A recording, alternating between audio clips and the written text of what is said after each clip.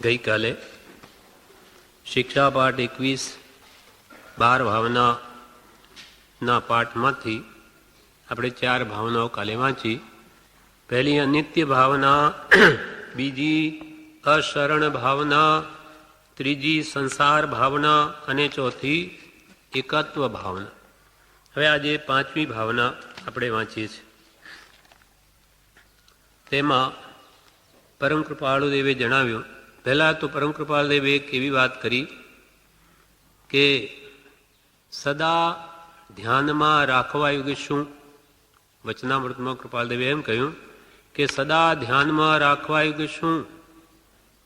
તો કે સંસારની અસારતા.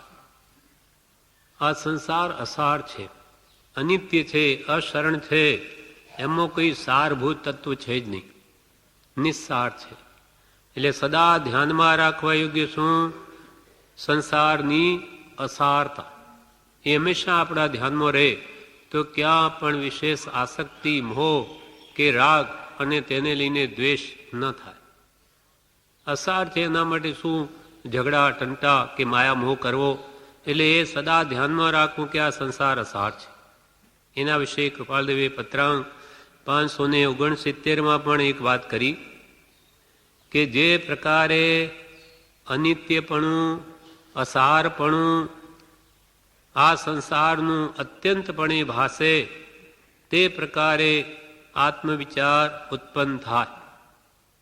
569 પત્રમાં કૃપાલદેવે કહ્યું કે જે પ્રકારે અનિત્યપણું, આ સંસારમાં સર્વ અનિત્ય છે, કોઈ નિત્ય શાશ્વત નથી અને અસાર છે. જે પ્રકારે અનિત્યપણું ને અસારપણું આ સંસારનું અત્યંતપણે ભાસે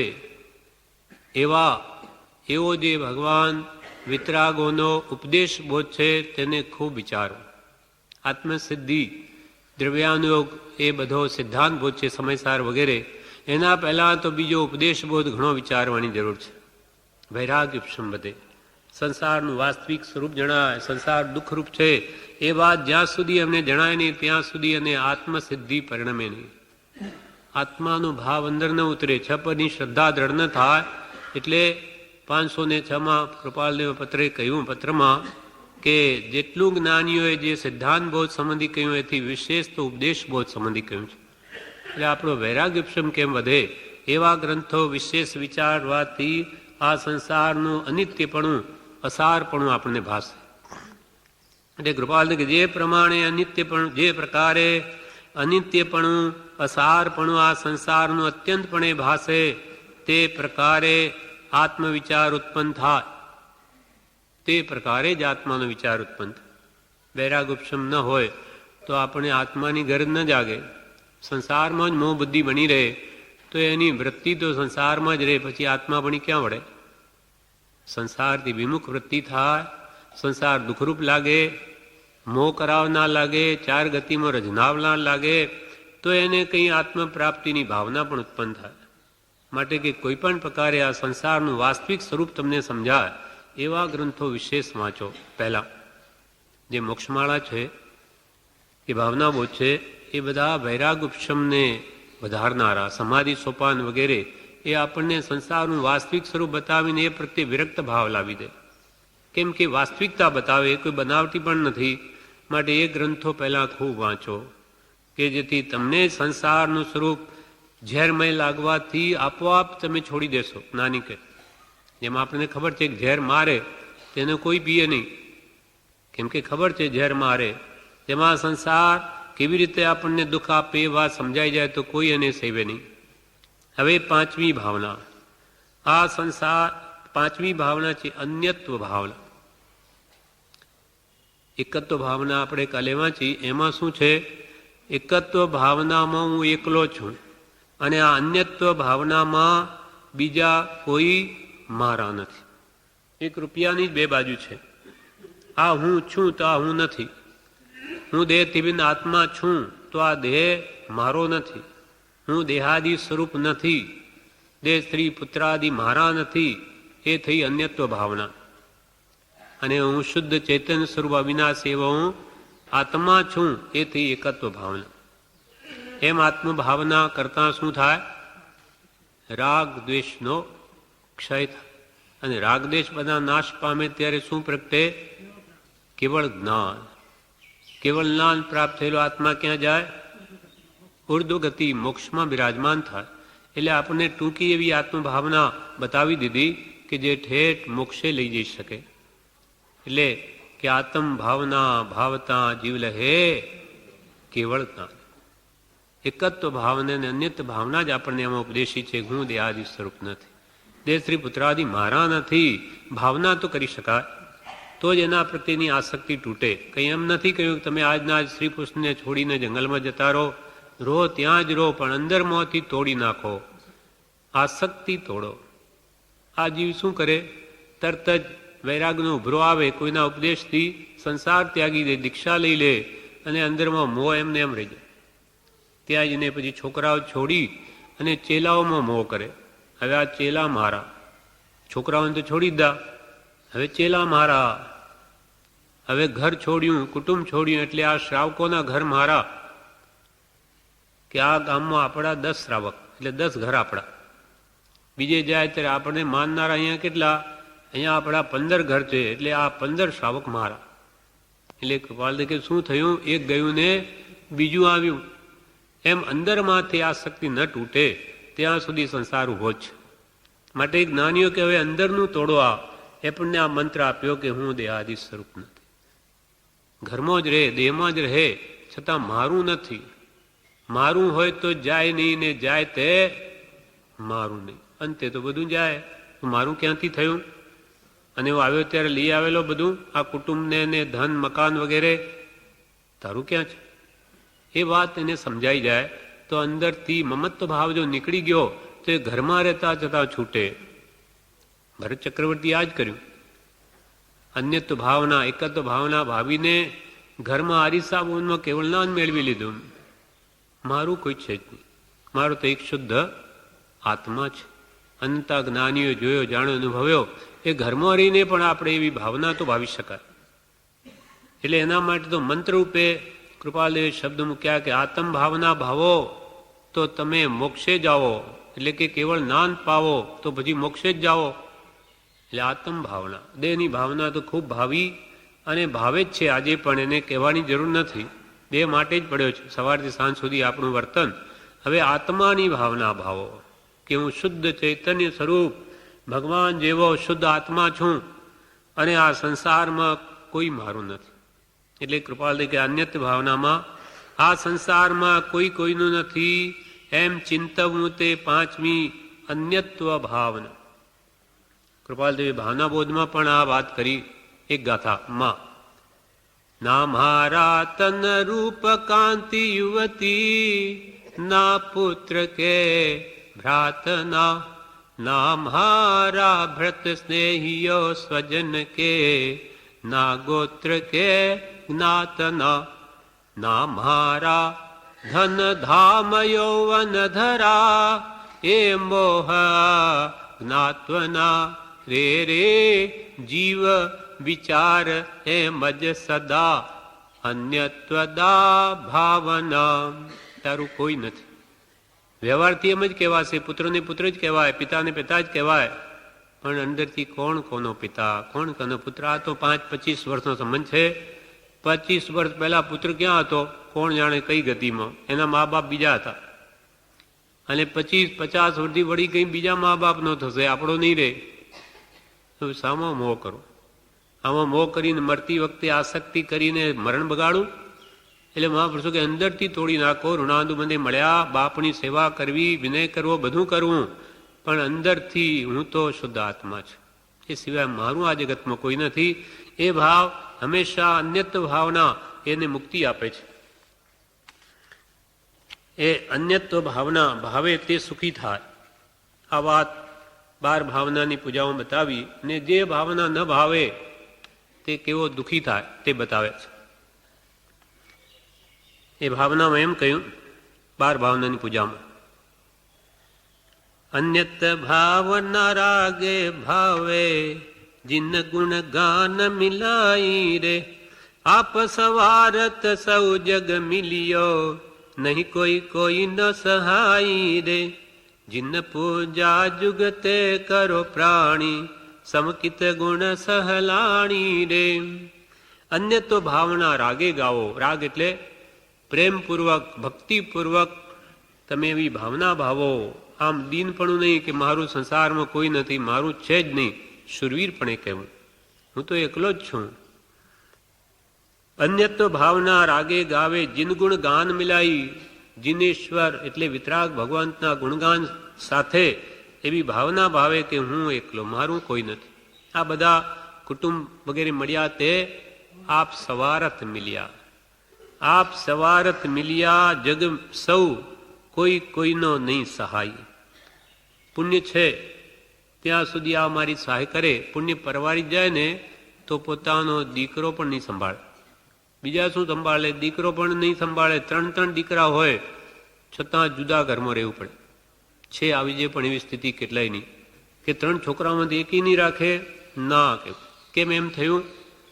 આ પોતાના પાપનો ઉદય આવ્યો. પોતા પર લેવું, છોકરાઓનો દોષ ન કાઢવા. આપણે કંઈક બુરું કર્યું હશે એમનું, એટલે આપણા પ્રત્યે એમને ભાવ સારો નથી આવતો, એમ પોતાના દોષ જોવા. બાકી જગતની ધૂરી તો સ્વાર્થ મેચ. આપ સવારત સૌ જગ મિલ્યો, નહીં કોઈ કોઈનો સહાય. પંથ સિરે પંથી જીમ મિલ્યા, હાઠ મિલ્યા હઠવારી રે. રાત પડે પંખી વાળી મિલ્યા, ઉડી ઉડી જાય સવારી રે. પંથ એટલે રસ્તામાં કોઈ બીજા મુસાફર મળે, આપણે વાતો કરીએ, એ એના રસ્તે પડે, આપણે આપણા રસ્તે જઈએ. પંથ સિરે પંથીજી મિલ્યા, હાઠ મિલ્યા હઠવારી. હાટ એટલે દુકાનમાં ગ્રાહક આવે, વાતચીત થઈ ગઈ, એને રસ્તે, આપણે આપણા રસ્તે. રાત પડે પંખી વિલિયા મિલ્યા. રાત્રે 4 દિશામાંથી પક્ષી આવીને એક ઝાડ પર બેસી જાય અને સવારમાં બધી મરજી પ્રમાણે જુદી દિશામાં ઉડી જાય. તેવી સ્થિતિ આપણી છે. આપણે કઈ દિશાઓમાંથી કોઈ મા બાપ પુત્ર સગા વાલા બધા કોઈ નર્કમાં, કોઈ તિર્યંચમાં, કોઈ મનુષ્યમાં, દેવાદી ગતિમાંથી આવ્યો. 5-50 ઋણાંતમાં પૂરો થયો કે પાછી એના પણ પાપ પ્રમાણે બીજી ગતિમાં સતી થતી હતી આનંદગંજીના સમયમાં. અને કે હું તો મારા પતિને જેને મળીશ એની સાથે બળી મરું. કે પતિ ન મળે એ તો એના કર્મ પ્રમાણે ગયો બીજી ગતિમાં, એમ ન મળે. ઋષભદેવ ભગવાનને તારા પતિ કર તો તને રંડાપો નહીં આવે કદી, અને કાયમને માટે સુખી થઈશ. એ ભાવ એને સમજાઈ ગયો. પછી એને સતીપણું મૂકી દીધું. એ તો જંગલમાં ફરે ને ત્યાં સતી થતી જોઈ, લાકડા ખડકી નાખ્યા. ત્યાં પછી એના નિમિત્તે આ સ્તવન લખે છે કે ઋષભ જીનેશ્વર માહરો. ऋषभ जिनेश्वर प्रीतम माहरो रे, और न चाहूं रे कांत. केम तो गिरिजो साहेब संगन परिहरे रे, मांगे सादी अनंत. ऋषभ जिनेश्वर प्रीतम माहरो रे. તેમ આપણે રાજ રાજેશ્વર પ્રીતમ માહરો રે. ऋषभ जिनेश्वर एवो प्रीतम है. ऋषभ जिनेश्वर प्रीत और न चाहूं कंथ. ए सिवाय मारे बीजो कंथ न जोईए. केम के बीजा तो संग परिये रंडापो आवे, पाछो परिणीने रंडावू पाछू. मीराबाई के आवो हवे संग नहीं जोईए के भांगे सादी अनंत भांगामां छे. और चाहो ने कंथ रिज्यो साहिब संग न परिये. आ साहिब एक बार जो प्रसन्न थई गयो तो मारो कदी संग छोड़े नहीं, મને કદી તજે નહીં. આવા વિતરાગ પરમાત્માના શુદ્ધ સ્વરૂપ પ્રત્યે ધ્યાન કરું કે હું પોતે શાશ્વત સુખ શાંતિને જ પામી જાઉં, ફરી ક્યાં રંડાપો આવે, એવા સંસાર રહે જ નહીં. એમ જે આવી ઉત્તમ ભાવના ભાવી, અન્ય તો મારું કોઈ નથી, હું એકલો છું. બધા સ્વાર્થી છે જગત. સ્વાર્થ જ્યાં સુધી હોય ત્યાં સુધી સ્વાર્થ હણાયો કે બધું છૂટું પડી જાય. એ ભાવ અહીંયા કે છે કે બધાને પોતપોતાનો સ્વાર્થ વાલો છે. સ્વાર્થ તૂટ્યો કે સામો થઈ જાય. રાજા, પરદેશી રાજા હતો, એની રાણી સૂર્યકાંતા હતી. પહેલા પરદેશી રાજા નાસ્તિક, ધર્મ કર્મ માને નહીં, છે નહીં ધર્મ કંઈ. એટલે એની સૂર્યકાંતા રાણી સાથે ભોગ વિલાસ કરે ને મોજ મજા કરે ને રે. હવે એકવાર શું બન્યું, મંત્રીને એવો વિચાર આવ્યો કે જો જેનું હું દાણ ખાઉં, અનાજ ખાઉં, અને એવો મારો પતિ રાજા, મારો સ્વામી નરકમાં જાય, એ ઠીક નથી. એટલે એને એકવાર જતા મુનિ મહાત્મા કેસી મુનિ ત્યાં હતા કે આપ પધારો. ભગવાન પાર્શ્વનાથના સંગાણાના કેસી મુનિ ત્યાં બોલાવે છે. એ દૂર બેઠા છે. એમને ક્રીડાના બહાને ચાલો અશ્વક્રીડા કરવા જઈએ એમ કરીને જંગલમાં લઈ જાય. પછી ત્યાં બોલે છે, સાંભળે દૂરથી રાજા કે આ કોણ છે બડબડ કરે? તો કે ચાલો ને આપણે ત્યાં. એમ જેનું શુભ કરવાની ભાવના છે એ રાજાને મંત્રી કેસી મુનિ પાસે લઈ આવે. કેસી મુનિ દેશના આપે છે. એમાં આત્માની વાત આવી, આત્મા છે વગેરે, અને એ પાપ કરે તો નરકમાં જાય, પુણ્ય કરે તો સ્વર્ગમાં જાય. તો કે આ શું વાત છે? એટલે બધી ઉપદેશ સાંભળીને રાજાએ એવો પ્રશ્ન કર્યો, એ ભાવને કાવ્યમાં ભણ્યો છે કવિએ, કે તમે જો કહો છો એવી રીતે જો પાપ કરેલા જીવ જો નરકમાં જાય, તો મારા દાદા હતા ને એ બહુ ભોગવિલાસી હતા, તો એ તો મરીને જરૂર નરકમાં ગયા હશે. તો આવીને મને કેમ ન કહે કે બેટા તું હવે આ પાપમાં પડમાં, નહીં તો તારી નરગતિ થશે જો હું અહીંયા આવીને પડ્યો. એ કેમ આવીને ન કહે? એના પર કાવ્ય લખ્યું, દાદા મેરા ભોગવિલાસી करता था अत्याचार, मरकर उसने मरकर निश्चय गया होगा वह, मरकर उसने पाया होगा निश्चय ही नरक का द्वार रे, वह क्यों नहीं आवे मुझे समझावे त्यागू में पापाचार.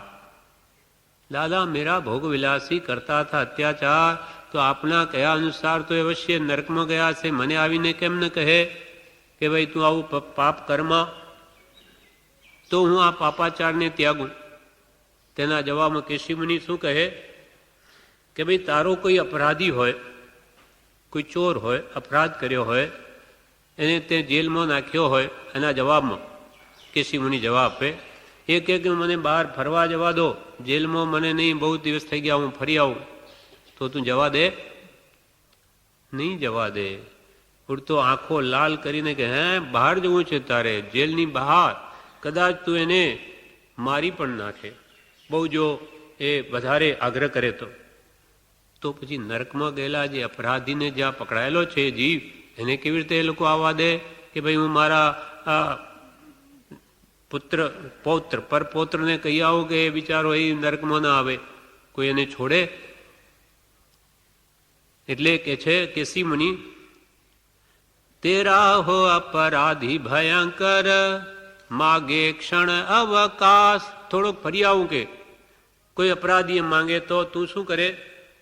આંખે લાલ કરેગા તું ही उसकी बना देगा लाश रे, वह कैसे आवे तुझे समझावे धर्म का मार्ग उदार.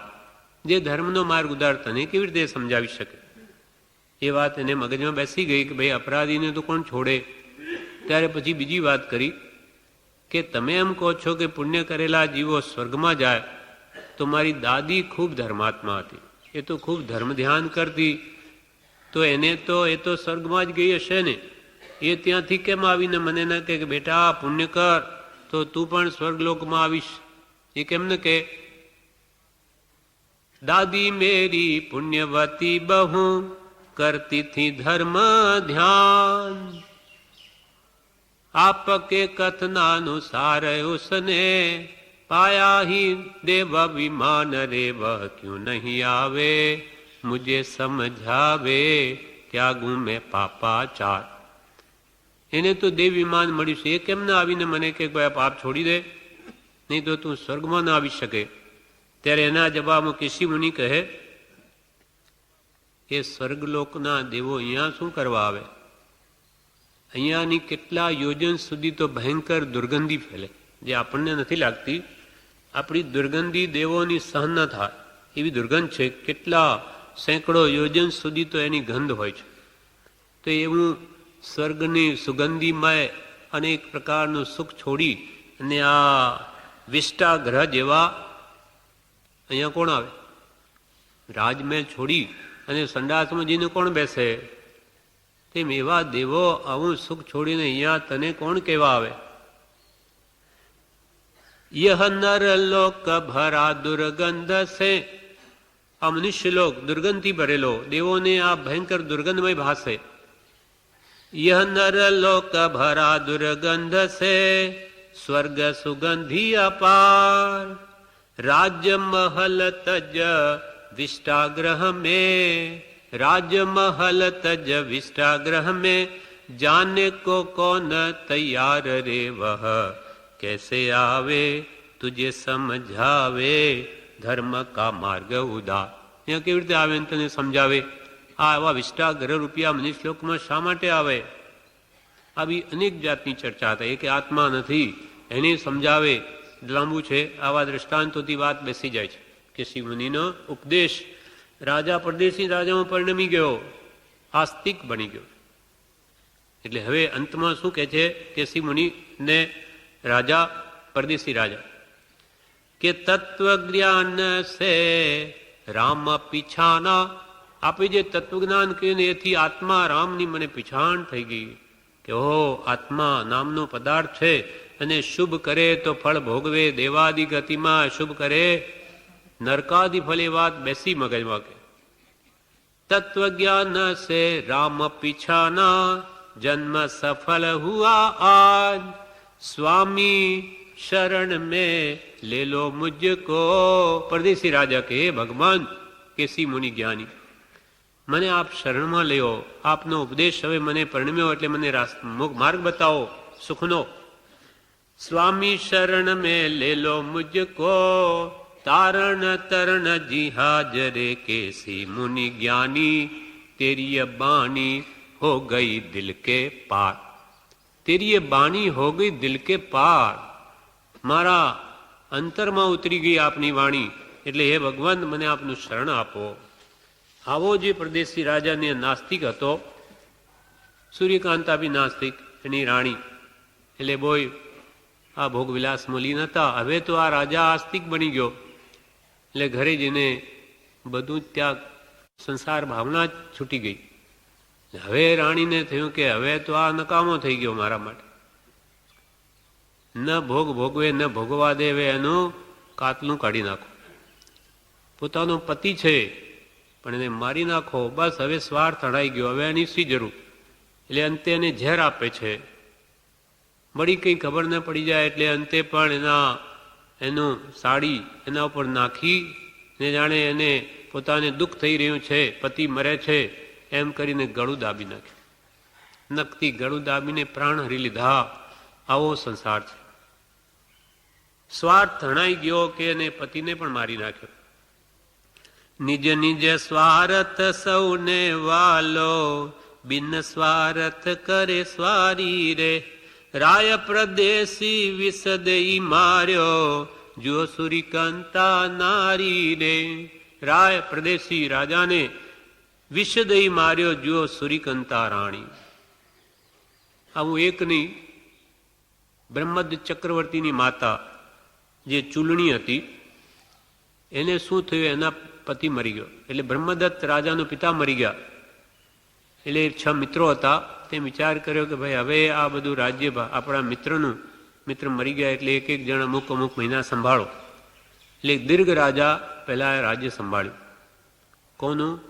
બ્રહ્મદત્ત ચક્રવર્તીની પિતાનું. બ્રહ્મદત્ત નાના છે એટલે હવે એ દીર્ઘ રાજા સાથે એ ચૂલણીનો દુર્વ્યવહાર ચાલુ થઈ ગયો, એની સાથે લાગી ગઈ. પેલો બાળક જુએ છે ચક્રવર્તી કા દુષ્ટ કામ કરે છે એની સાથે. એટલે હવે એ અનેક આવા બતાવે કે હું આમ કરી નાખી, તેમ કરી નાખી, તમે આવું કામ કરો છો. એટલે દીર્ઘ રાજાને ભય લાગ્યો કે આ છોકરાનો મને ભય લાગે. હું એને ખબર પડી ગઈ આપણા કામોની તો કે આપણે એનું જ કાતલું કાઢી નાખીએ, આ છોકરાને જ મારી નાખે, પછી શું ફિકર? તો કે કેવી રીતે કરવું? એના લગ્ન કરી દઈએ. પહેલી જ રાત્રિ એને લક્ષાગ્રહ બનાવીએ, લાખનું સુંદર, એમાં મોકલીશું, પછી એ સળગાવી દે તો મરી જશે. કોણ કહે છે? આ માતા, પોતાની જ માતા પોતાના સ્વાર્થ ખાતર પુત્રને હણવા તૈયાર છે કે આ અમારા ભોગમાં વિઘ્નરૂપ છે. લાખનું ઘર બનાવ્યું, લગ્ન કર્યા, પણ મંત્રી પુત્રને ખબર પડી ગઈ કે આ કાવતરું છે, એટલે એને સુરંગ ખોદાવી લીધી. લાખ ઘર બને એવી રીતે. એટલે જેવું એ સળગાવ્યું પહેલી રાત્રિએ, એટલે પેલાને તરત જ લઈને એ નીકળી ગયો બા. હવે જેને ચક્રવર્તી થવું છે એને આ કોણ મારી શકે? માં. પણ અહીંયા જોવાનું શું છે કે પોતાનો સ્વાર્થ હણાયો એટલે માતા પણ પુત્રને મારવા તૈયાર થઈ ગઈ. ચૂલણીએ નિજ અંગ જહાણ્યો, લાખનો ઘર નિપજાઈ રે. અંગજ એટલે પોતાના અંગમાંથી જન્મેલો, એટલે કે પોતાનો જ પુત્ર. ચૂલણીએ નિજ અંગ જ હણ્યો, લાખનો ઘર નિપજાય. એવી રીતે ભરત ને બાહુબલી લડ્યા, બે મોટા ભાઈ, બે તદભવ મોક્ષગામી. છતાં એને કેમ મને રાજ્ય આપ્યું તો કેમ એ લેવા માંગે? હવા ભરત ચક્રવર્તી જેવા અને બાહુબલી જેવા મોટા પુરુષો પણ લડાઈ થઈ ગઈ. કંઈક સ્વાર્થ હણાયો કે લડાઈ. ભાઈઓને આપણે જોઈએ છીએ આ ભમાઈ હમણાં પૈસાના ખાતર કોર્ટે ચડે. ભાઈ છે સગા, કેમ કે એકબીજાનો સ્વાર્થ હણાય કે સીધું કોણ ભાઈ ને કોણ બીજું. ભરત બાહુબલ બેઉ લડિયા, જુઓ બાંધવની સગાઈ રે. આ સંસારનું સ્વરૂપ બતાવે છે જેમ છે તેમ. વળી કુણિક શ્રેણિક મહારાજનો પુત્ર છે, એને થયું કે આ ક્યારે રાજ છોડશે, હજુ સુધી રાજ્ય છોડતા જ નથી પિતા. એટલે એને કાવતરું કરીને જેલમાં નાખી દીધા અને રોજે કોરડાના માર મારે વળી ઉપરથી.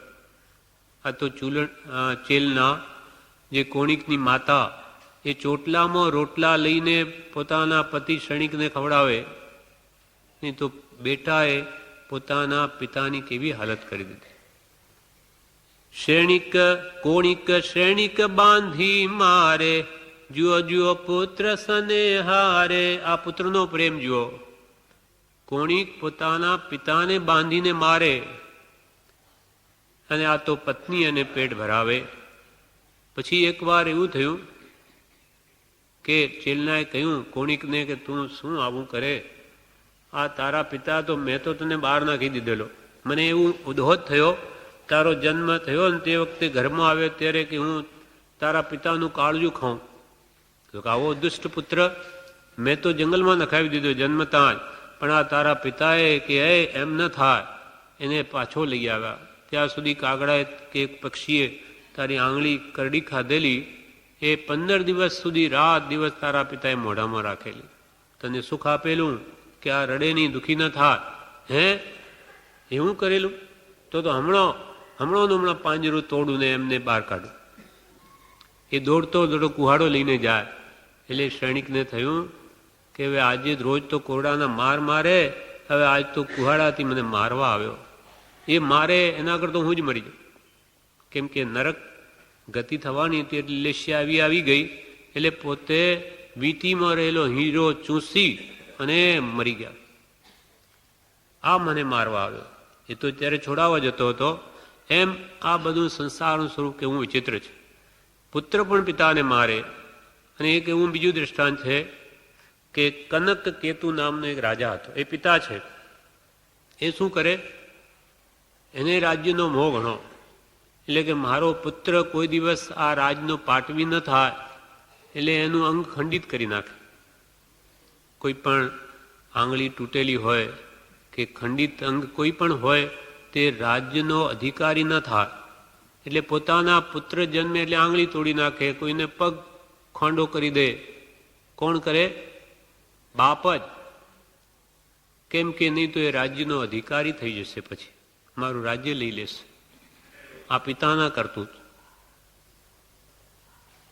રાજ્યનો જ માત્ર લોભ, એટલે પુત્રને ખંડિત એણે કર્યા કરે પુત્રોને. અને શ્રેણીકે પુત્ર છે તે પિતાને દુઃખ આપે, માતા છે પુત્રને દુઃખ આપે, અથવા સ્ત્રી છે તે પતિને મારે. આ સંસારનું કેવું સ્વરૂપ છે!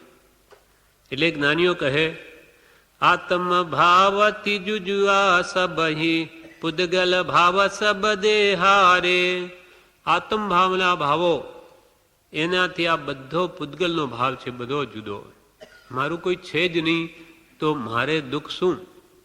આ મારા મારા માનું ત્યારે આવું દુઃખ ઊભું થાય. મારું કોઈ છે જ. આ અન્યત્વ ભાવના છે. પુદ્ગલ ભાવ સબ દેહા, આત્મ ભાવથી જુજવા સબઈ. આ પાંચમી ભાવના અન્યત્વ ભાવના કોણે ભાવી? મરુદેવા માતાએ. ભગવાન ઋષભદેવની માં. એ પણ કેવી રીતે થાય છે? ભગવાન ઋષભદેવ દીક્ષા લે છે ત્યારે માતા રડી રડીને, મારો દીકરો આ દીક્ષા લીધી અને કોણ ભોજન ક્યાં કરતો હશે, ક્યાં રહેતો હશે, ક્યાં સૂતો હશે, એને કેવું શું શું દુઃખ હશે, એ રડી રડીને આંખ ખોઈ નાખી.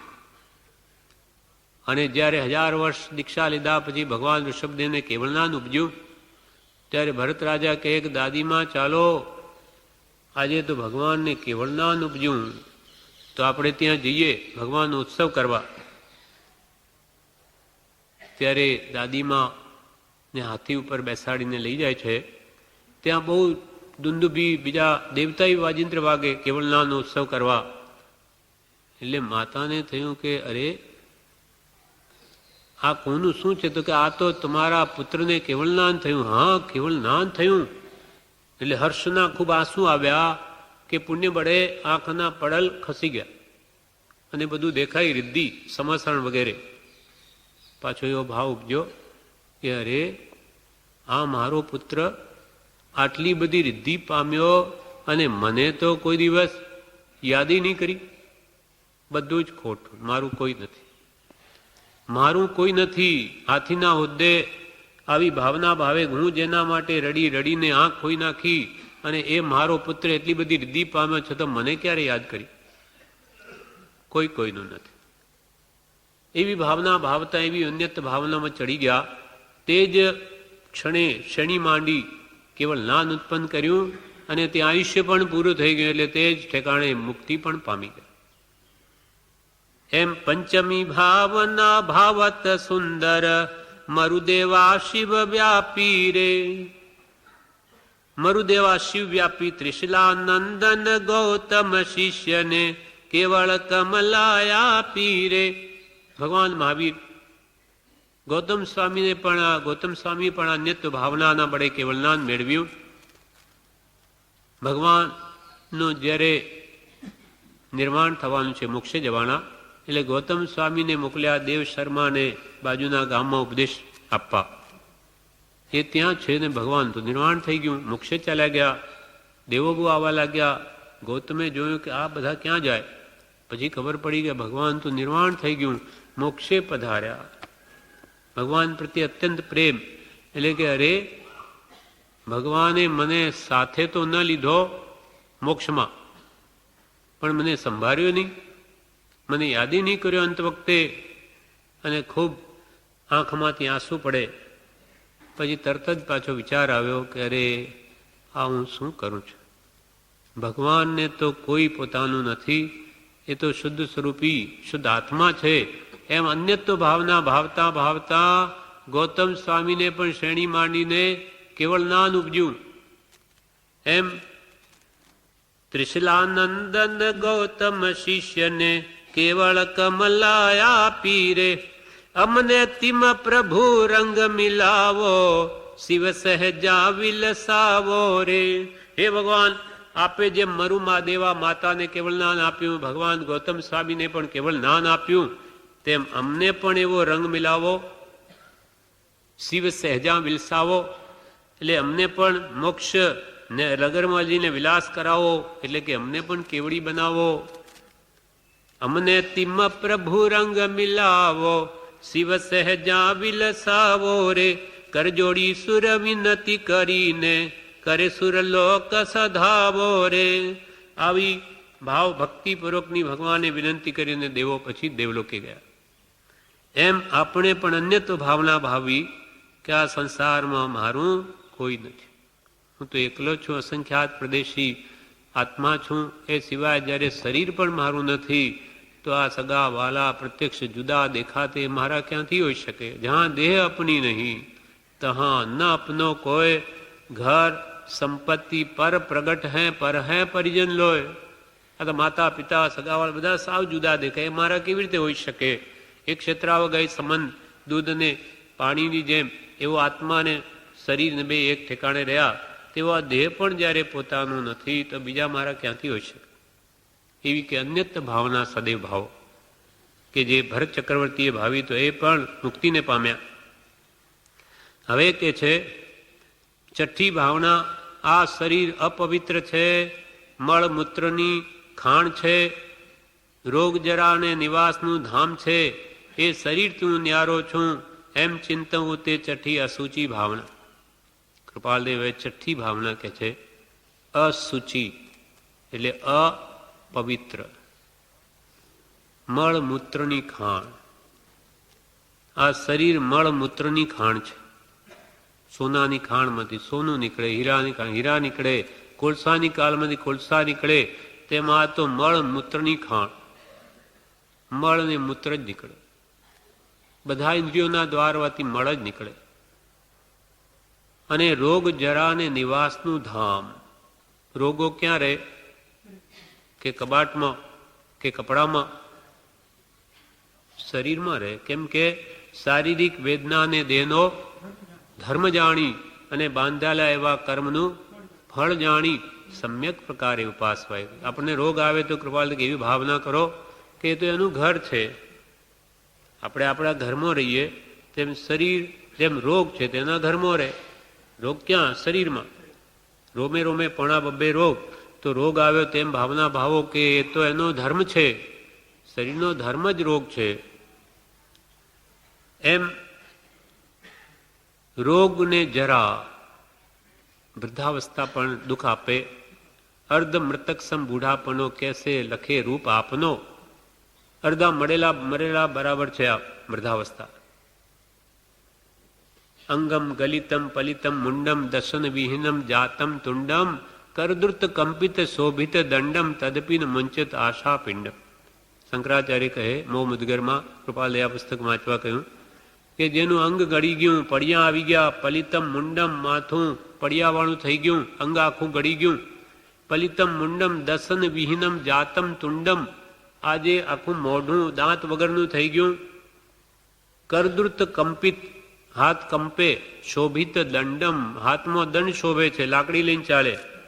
તદપી ન મુંચતી આશા પિંડમ, તો આ જીવ આશાના પિંડને નથી છોડતો.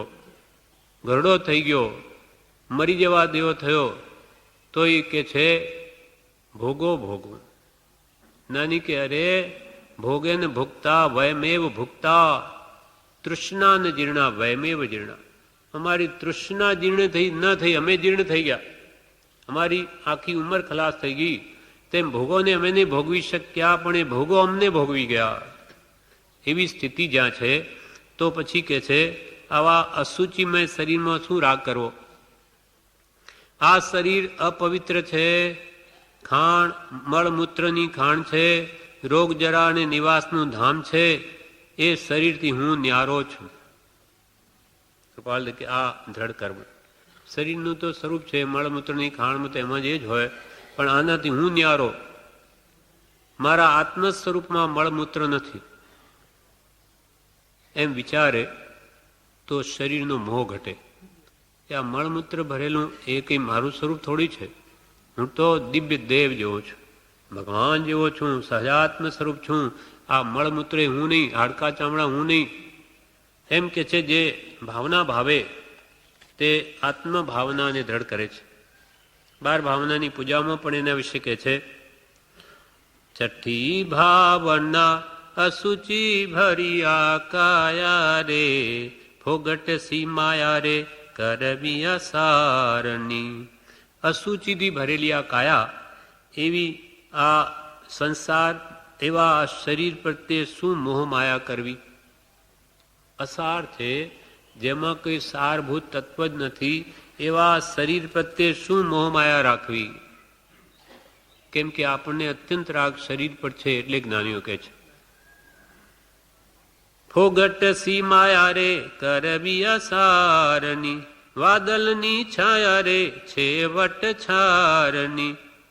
વાદળની જેમ છાયા કેટલી વારની, બાદલા ખસી ગયા, છાયા ગઈ, તેમાં કાયા પણ અલ્પ સમય માત્ર માટે જ મળી, પછી જતી રહેશે.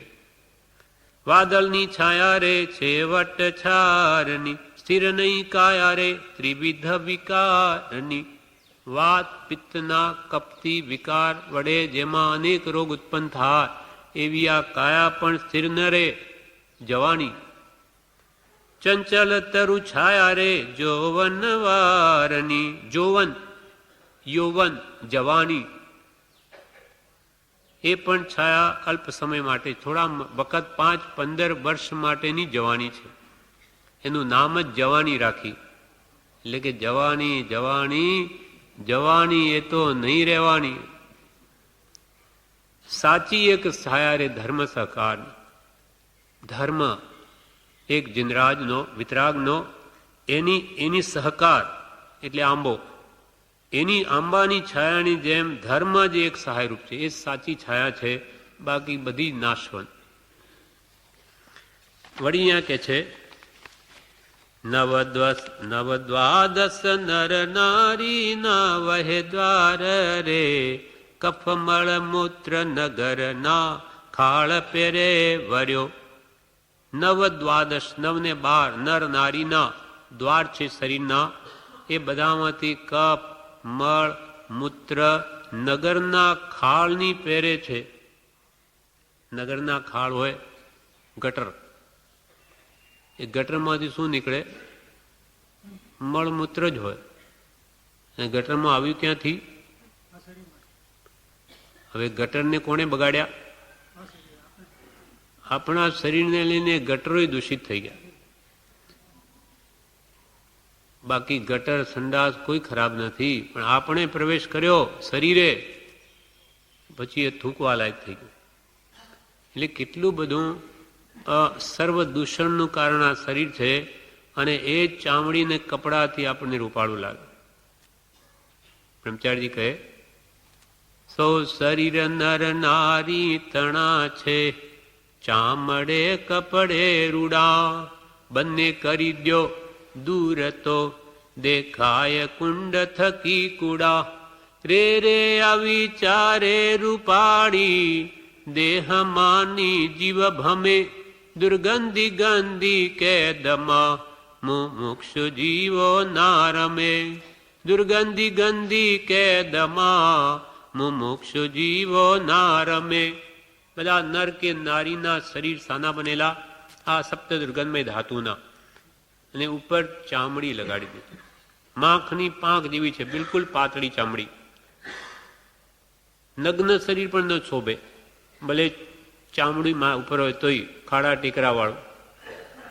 એટલે પછી એને કપડાં પહેરાવ. એટલે બ્રહ્મચારી કે આ કપડાં કપટ વધારતા, વાસ્તવિકતાને ઢાંકી દે. જે શરીર સુંદર નથી એને રંગબેરંગી કપડાં લગાડીને એને સુંદર બતાવીએ છીએ, જીવને એમાં મોહ થાય. એમ કફ મળ મૂત્રના દ્વારની પેરે જેમાંથી મળ જ ભર્યો, માત્ર ચામડા અને કપડાને લઈને જ આ રૂપાળું લાગે. તો કે રે રે નાનીઓ કે આશ્ચર્ય છે, આવા ગંદા દેહને જ રૂપાળો માનીને જીવ ભમે, મોહ કરીને 4 ગતિમાં ભમે.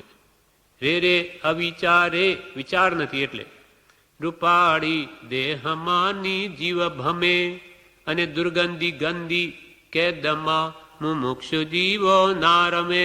એવી આ ગંદી કેદ, દુર્ગંધથી ભરેલી, એમાં પાછો રમે, મોહ કરે, આસક્તિ કરે, અને આખું જીવન બરબાદ કરે. એટલે એને મોહનું કેટલું પ્રાબલ્ય છે. એ જ ભાવ અહીંયા કે છે ઈણવિધ ગંદી કાયા દેખી નાચો રે, માચો વળી રૂપે રે નિજ પર નારને. ઈણવિધ ગંદી કાયા દેખી નાચો, વળી માચો નિજ પર નારના રૂપમાં, પોતાની સ્ત્રીના રૂપમાં, પરસ્ત્રીના રૂપમાં વળી નાચો. માચ્યો, માચ્યો એટલે એમાં લીન થયો. ઈણવિધ ગંદી કાયા દેખી નાચ્યો રે, માચ્યો વળી રૂપે રે નિજ પર નારને. સોનાની પૂતળી, મલ્લીનાથ ભગવાનની વાત છે. મલ્લીનાથ ભગવાનના રૂપમાં 6 રાજાઓ મોહ પામ્યા. એ કોણ હતા? આગલા ભૌમો મિત્ર હતા બધા. એટલે બધાને આ ભૌમો રાજા થયા. મલ્લીકુમાર એ તો મલ્લીકુમારી ગણા. આપણા શ્વેતાંબર પ્રમાણે દિગંબર નથી માનતા કે તીર્થંકર સ્ત્રી અવતાર લે જ નહીં, પણ શ્વેતાંબર એવું માને છે, અછેરું માને, જે હોય તે. પણ એ શ્વેતાંબર પ્રમાણે એના રૂપમાં પૂરો ભવના મિત્રો મોહ પામ્યા. એટલે બધા રાજાએ કહેણું મોકલ્યું કે અમારી સાથે લગ્ન કરો. પિતા કહે કે આ 6 જણને મારી પુત્રી કેવી રીતે આપો? ત્યારે મલ્લીકુમારી કહે તમે ચિંતા કરોમાં, બધાને આવવા દો, 6 મહિના પછી કહેજો. એણે શું કર્યું? મલ્લીકુમારી એક સુંદર સોનાની પ્રતિમા બનાવી, એકદમ જાણે સાક્ષાત હોય એવી સુવર્ણની. એના કપડાં પહેરાવે, એની ઉપર એક થોડી જગ્યા રાખી કે સાઈડમાં પાછળ એમાં એક કાણું રાખીને રોજે એમાં એક કોળીઓ નાખે, થૂંકે. 6 મહિના સુધી બધા કોળિયા ભેગા થયા. એવી ભયંકર દુર્ગંધ ઉત્પન્ન થઈ. હવે એવું એક મહેલ બનાવ્યું કે 6 દરવાજા, 6 તરફથી એમના પ્રવેશ કરે છે, 6 રાજાઓના. બધાને પેલી પૂતળી દેખાય અને જાણે સાક્ષાત આ મલ્લીકુમારી છે એમ જોઈને બધા રાજા થાય. જોઈને કે હા, શું એનું રૂપ છે.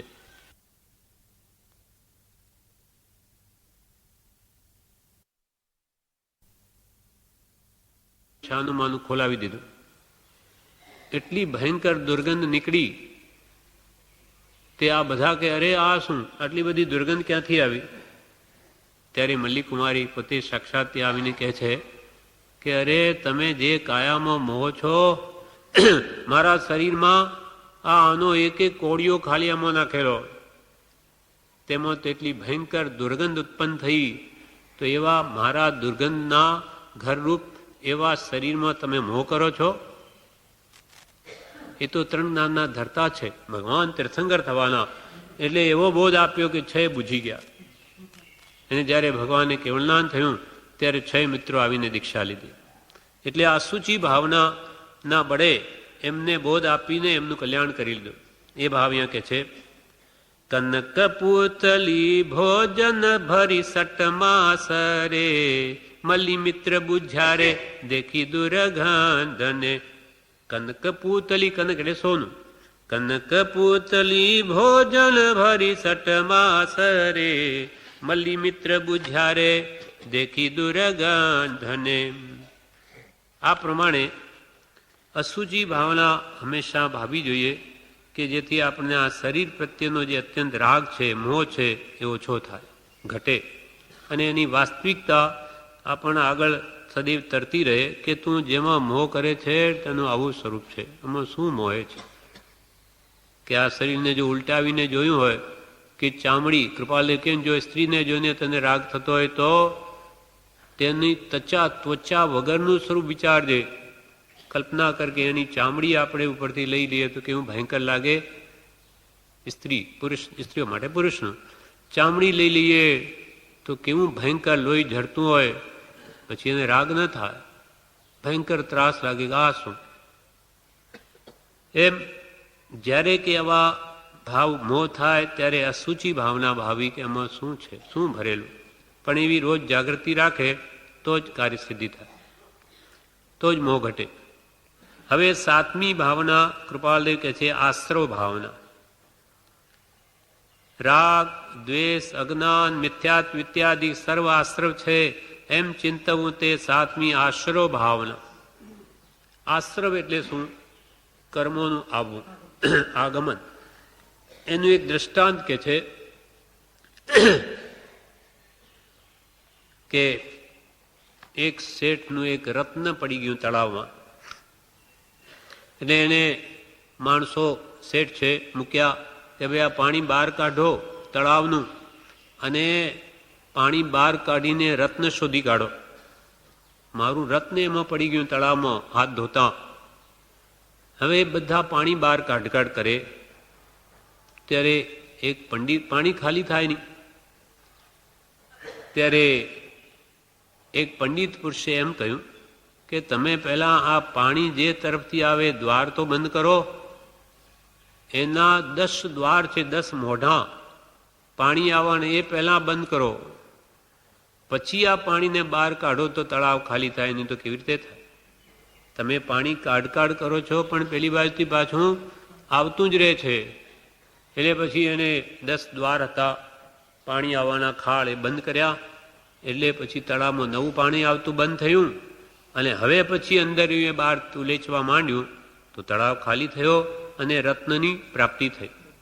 એમ આપણને જ્ઞાનીઓ સમજાવે કે આ કર્મોના આવવાના 10 દ્વાર છે, જેને આશ્રવ કહેવાય. તે કયા કયા? 5 ઇન્દ્રિયો, છઠ્ઠું મન, અને ક્રોધ, માન, માયા, લોભ. એ 10 દ્વાર વડે આ જીવ કર્મ જ બાંધ્યા કરે છે. કર્મના પરમાણુ આવે એનો આશ્રવ થાય, એટલે કે એ ખાળની જેમ કર્મો આવ્યા કરે મન વચન કાયાના યોગથી. હવે એને આપણે રોકવા, એ થયો આશ્રવ. અને હવે એ દ્વારને બંધ કરી દઈએ તો પાણી આવતું બંધ થયું, એ રૂપ થયો સંવર. તેમ તમે એ સંવરની ભાવના પણ આગળ આવશે કે તમે રાગદ્વેષ આદિ ભાવોથી તો કર્મનો આશ્રવ કરો છો, અને જ્ઞાન ધ્યાન કરી અને એ આવતા કર્મોને રોકી દો. જ્ઞાન ધ્યાન વૈરાગ્ય में उत्तम जहां विचार ए भावे शुभ भावना ते उतरे भवपार. જ્ઞાન ધ્યાનથી એ આવતા કર્મોને રોકો. અને જે અંદર પાણી ભરાઈ ગયું એનું શું? તો કે એને તમે 12 પ્રકારના તપ વડે આત્મજ્ઞાન સહિત જ્ઞાન ક્રિયાભ્યામ મોક્ષ, જ્ઞાન સહિત ક્રિયા કરો કે જેથી અંદર રહેલા પાણી કે અંદર રહેલા કર્મો પહેલાના એ પણ નિર્જરી જાય અને તમારો આત્મા સંપૂર્ણ શુદ્ધ થાય. એટલે કે તળાવ, કર્મરૂપી તળાવ ખાલી થાય અને તમને આત્મરત્નની પ્રાપ્તિ થાય. એમ એ ત્રણેય વસ્તુ આશ્રવ ભાવના, સંબર ભાવના અને નિર્જરા ભાવના સમજવા માટે આ દ્રષ્ટાંત આપ્યું છે. એટલે આશ્રવ ભાવના એટલે રાગ દ્વેષ અજ્ઞાન મિથ્યાત્વ ઇત્યાદિ સર્વ આશ્રવ છે. રાગ દ્વેષ અજ્ઞાન એ મુખ્ય કર્મની ગ્રંથ. બધા કર્મો કેવી રીતે આપણા તરફ આવે? કર્મણ વર્ગણાઓ મન વચન કાયાના યોગથી તો આવે. યોગાત બંધ. યોગાત આશ્રમનું કારણ યોગ અને બંધનું કારણ છે કષાય ભાવ. જેવા કષાયો આપણા તીવ્ર મંદ કે તીવ્રતર હશે તે પ્રમાણે એ કર્મોની ચીકણા બંધાશે. મંદ હશે તો મંદ બંધાશે. માટે કષાય ભાવ જેટલા મંદ હોય તેટલા કર્મો ઓછા બંધાય. અને ભગવાન તીર્થંકરોને કષાય ન હોય તો મન વચન કાયાના યોગ હોવા છતાં કર્મો આવે પણ બંધાય નહીં. એટલે કે એક સમયનો માત્ર બંધ છે. એક સમયમાં આવ્યા, બીજા સમય ભોગવાયા, ત્રીજા સમય ખરી જાય. માટે સંસારનું કારણ કષાય ભાવ છે. કષાય ઘટે એટલું કલ્યાણ. એટલે રાગ દ્વેષ અજ્ઞાન મિથ્યાત ઇત્યાદિ સર્વ આશ્રવ છે એમ ચિંતવું તે આશ્રવ ભાવના. હવે પુણ્ય આશ્રવ ને પાપાશ્રવ. આપણે પુણ્ય બંધ કરવો હોય, આ બધું પુણ્યનું ફળ છે. આપણે આજે અહીંયા બેઠા પૂર્વે કંઈક સારા કામો કર્યા છે, તેથી આવો સત્પુરુષનો જોગ વગેરે મળ્યો. એ પુણ્ય કરવાના કારણો શું તે જ્ઞાનીઓ કહે છે સમાધિ સોપાનમાં કે પુણ્ય પાપના સંયોગથી મળેલા વિષય ભોગમાં સંતોષ રાખવો. આપણા પુણ્ય પ્રમાણે જે 5 વિષયો કે ધનાદિ જે મળ્યું એમાં સંતોષ રાખવો કે બધું બહુ છે, જે મળ્યું એ બહુ છે તો પુણ્ય બંધાય. વિષયો પ્રત્યે વૈરાગ્ય ભાવ રાખે. 5 વિષયોમાં પ્રવૃત્તિ કરવા છતાં પણ વિરક્ત ભાવ રાખે. એટલે ભોગમાં યોગ સામરે તે હળુ કર્મીનું લક્ષણ છે. પરોપકારના ભાવ રાખે તો પુણ્ય બંધાય. દુઃખી પ્રત્યે દયા ભાવ રાખે તોય પુણ્ય બંધાય. તત્વોનું ચિંતન કરે, સર્વ પ્રાણીઓ પ્રત્યે મૈત્રી આદિ 4 ભાવના ભાવે તો સમ્યક દર્શનની યોગ્યતા આવે. અને પંચ પરમેશ્વરીની ભક્તિ કરે. દેવગુરુ ધર્મની ભક્તિ કરવાથી પુણ્યનો આશ્રવ થાય. અને ધર્માત્મા પ્રત્યે અનુરાગ રાખે, પ્રેમ રાખે ગુણીજનો પ્રત્યે. પછી તપ વ્રત શીલ સંયમમાં ના પરિણામ ઇત્યાદિ રૂપ મનની જે પ્રવૃત્તિથી શુભ પુણ્યનો આશ્રવ થાય છે. આ બધા કારણોથી પુણ્ય બંધાય. હવે પાપ કેવી રીતે બંધાય?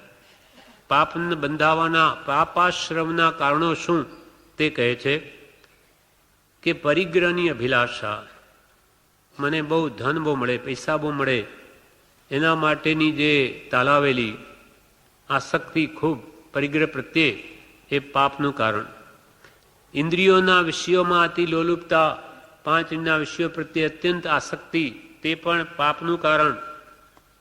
એક તો પોતાની ન છૂટે એટલે રોગની જેમ એનું સેવન કરે, જેમ ગુમડું થયું તો પાટો બાંધીએ, તેમ વિષયોની બળતરા સહન નથી થતી એટલે શું કરું, બાકી આ કર્તવ્યરૂપ નથી, એવો ભાવ રહે તો એ છૂટે છે, પણ એમાં બહુ આસક્તિપૂર્વક એનું સેવન કરે તો પાપ જ બાંધે. એટલે વિષયોની અતિ લોલુપતા, પરનું ધન હરી લેવાના ભાવ, બીજાનું મને મળી જાય, અન્યાયમાં પ્રવર્તન, અભક્ષ્ય ભક્ષણ, 7 વ્યસનનું સેવન, પરની નિંદામાં પ્રીતિ, પરની નિંદા કરવામાં રાજી થાય, પરના સ્ત્રી, પુત્ર, ધન, આજીવિકાના નાશની ઈચ્છા, કે એની સ્ત્રી મરી જાય, પુત્ર મરી જાય, એનું ધન જતું રહે, એની આજીવિકા નાશ પામી જાય, એવી ઈચ્છા કરે તો પાપ જ બાંધે.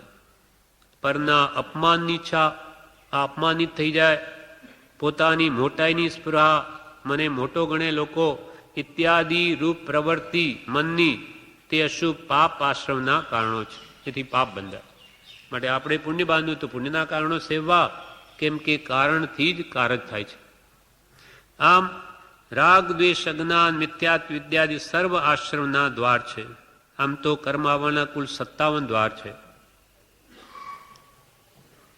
તે કૃપાળુ દેવે અહીંયા આશ્રવ ભાવનામાં બતાવે છે, ભાવના બોધમાં, કે 12 અવિરતિ, 16 કસાય, 9 નો કસાય, પંચ મિથ્યાત્વ ને 15 યોગ, એ સઘળા મળી 57 આશ્રવ દ્વાર એટલે પાપને પ્રવેશ કરવાના પ્રણાલ છે. પ્રણાલ એટલે નાળા છે. 12 અવિરતિ, 6 પ્રાણી સંયમ, છકાય જીવની રક્ષા કરવી તે, 5 થાવણને 1 ત્રસ્કાયની, 6 પ્રકાર ઇન્દ્રિય સંયમ, 5 ઇન્દ્રિયોને મનનો સંયમ કરવો, આ ન કરે તો એ આશ્રમના દ્વાર છે. 5 ઇન્દ્રિયોનો અસંયમ, 5 ઇન્દ્રિયો પ્રવૃત્તિ, મનને સંસારમાં રાખવું, જીવોની હિંસા કરવી, એ રીતે કર્મ બંધાય, કર્મો આવે. 16 કસાય, 16 કસાય, અનંતાનુબંધી, અપ્રત્યાખ્યાની, પ્રત્યાખ્યાની, સંજ્વલન. 9 નો કસા, હાસ્ય રતિ, અરતિ, ભય, શોક, જુગુપ્સાય, ત્રિવેદ, પુરુષેદ, નપુસક વેદ, આ બધા કર્મ આવવાના દ્વાર. 5 મિથ્યાત્વ, વિપરીત, એકાંત, વિનય, સંશય, અજ્ઞા, આ બધા 5 મિથ્યાત્વ કર્મ લાવે. અને 15 યોગ, 15 ભેદ યોગના છે. એટલે કે સત્યમન, અસત્યમન, ઉભયમન, અનુભયમન, સત્યવચન, અસત્યવચન, ઉભયવચન, અનુભયવચન, ઔદારિક, ઔદારિક મિશ્ર, વેકરી, વેકરી મિશ્ર, આહારક, આહારક મિશ્ર, અને કાર્મણ શરીર. આ બધા 15 યોગ છે. આ બધા મળીને 57 કારણો કર્મ આવવાના દ્વાર છે. માટે આવી પાપ ભાવનાઓથી, રાગદ્વેષથી દૂર હટીશું તો બધા કર્મો આવવાના રોકાઈ જશે. ભગવાન તીર્થંકરો આ શરીરમાં જ હોય, પણ એ રાગદ્વેષ કરતા નથી. માટે સર્વત્ર કાર્મણ વર્ગના પથરાયેલી હોવા છતાં ભગવાનને કાંઈ ચોંટતી નથી. પણ આપણે રાગદ્વેષ કરીએ એટલે એ આવીને ચોંટે છે. એટલે રાગ, દ્વેષ, અજ્ઞાન એ મુખ્ય કર્મની ગ્રંથ થાય નિવૃત્તિ, જેથી તે જ મોક્ષનો. કૃપાલદેવ સ્વામી ગાતામાં ટૂંકામાં કહી દીધું કે તમારે કર્મો ન બાંધવા હોય તો રાગ દ્વેષને ઘટાડો. હવે સંબર ભાવના, આશ્રવ ભાવનામાં એમાં કંઈ કહ્યું છે ભાવના બોધમાં, 12 ભાવનાની પૂજામાં, આ હિંસાના કારણો એ જીવને પાપ જ બંધાવે. ચેતન ચતુર ચેતો ચિત્ત મેં હું સે હિંસાનો રસિયો, પર દુઃખ દેખી હું હસિયો, પર અવગુણ દેખણ ધસિયો રે. ચેતન ચતુર ચેતો ચિત્ત મેં, હિંસાનો રસિયો, બીજાના દુઃખ દેખીને હસ્યો, અને પરના અવગુણ દેખવામાં ધસ્યો. માટે હે ચેતન, ચતુર ચેતો, આવા કર્મ ન બાંધો, પછી તમને ભારે પડી જશે એના ફળ. પછી જૂઠ બોલે, લોકોને ઠગે, જૂઠ બોલીને પણ બીજાના દોષ જુએ, ધર્માત્માની કે ધર્મગુરુની નિંદા કરે, મિથ્યા વયણે જન ઠગિયા, જૂઠ ભખિયા વગુણ લવિયા, ધર્મી ધર્મ ગુરુ હેલવિયા રે, ચેતન ચતુર ચેતો ચિત્ત મેં. ધર્મી ધર્માત્મા અને ધર્મગુરુ સદગુરુ એવા સાચા આત્મજ્ઞાની ગુરુની અવહેલના કરી, નિંદા કરી તો એ પાપના જ પોટલા બાંધે, અનંતાનુબંધીના ભાંગામાં જાય. પર પરી બીજાની ચોરી કરે, પર ધનની કે પર નારી સાથે લલચાય અને પરિગ્રહ પાપના પોટલા ભરે, તે પણ કર્મોનો આશ્રવ જ કરે. પર ધન ચોરી સપરાણો, પર નારી સંગ લલચાણો, પરિગ્રહ પાપથી મૂંઝાણો રે, ચેતન ચતુર ચેતો ચિત્ત મેં. આ પાંચેય કર્મોને આશ્રમની જ પેટી છે. હિંસા, ઝૂઠ, ચોરી, અબ્રહ્મ, પરિગ્રહ માં આસક્તિ, આ મોહરાયના ઘરની ચેટી એની દાસીઓ છે બધી, મોહરાજાની. પાંચે ઇન્દ્રિયો પણ એવી છે, કર્મ જ બંધાવે. પાંચે આશ્રવની પેટી, મોહરાય ઘરની ચેટી, ઇન્દ્રિ પંચ વિષય ભેટી રે, ચેતન ચતુર ચેતો ચિત્ત મેં. આ પ્રમાણે આશ્રવ ભાવનાનો ત્યાગ કરવો. રાગ દ્વેષ ભાવો જેમ બને તેમ ઘટાડવા. એ કંઈ એકદમ આજના આજ મારે નથી કરવા ન બને, પણ ખોટા છે કરવા યોગ્ય જ નથી એવો ભાવ જીવ સેવે તો એની મંદતા થતી થતી એ રાગદ્વેષના ભાવો અનાદિના ચારિત્ર મોહ છે.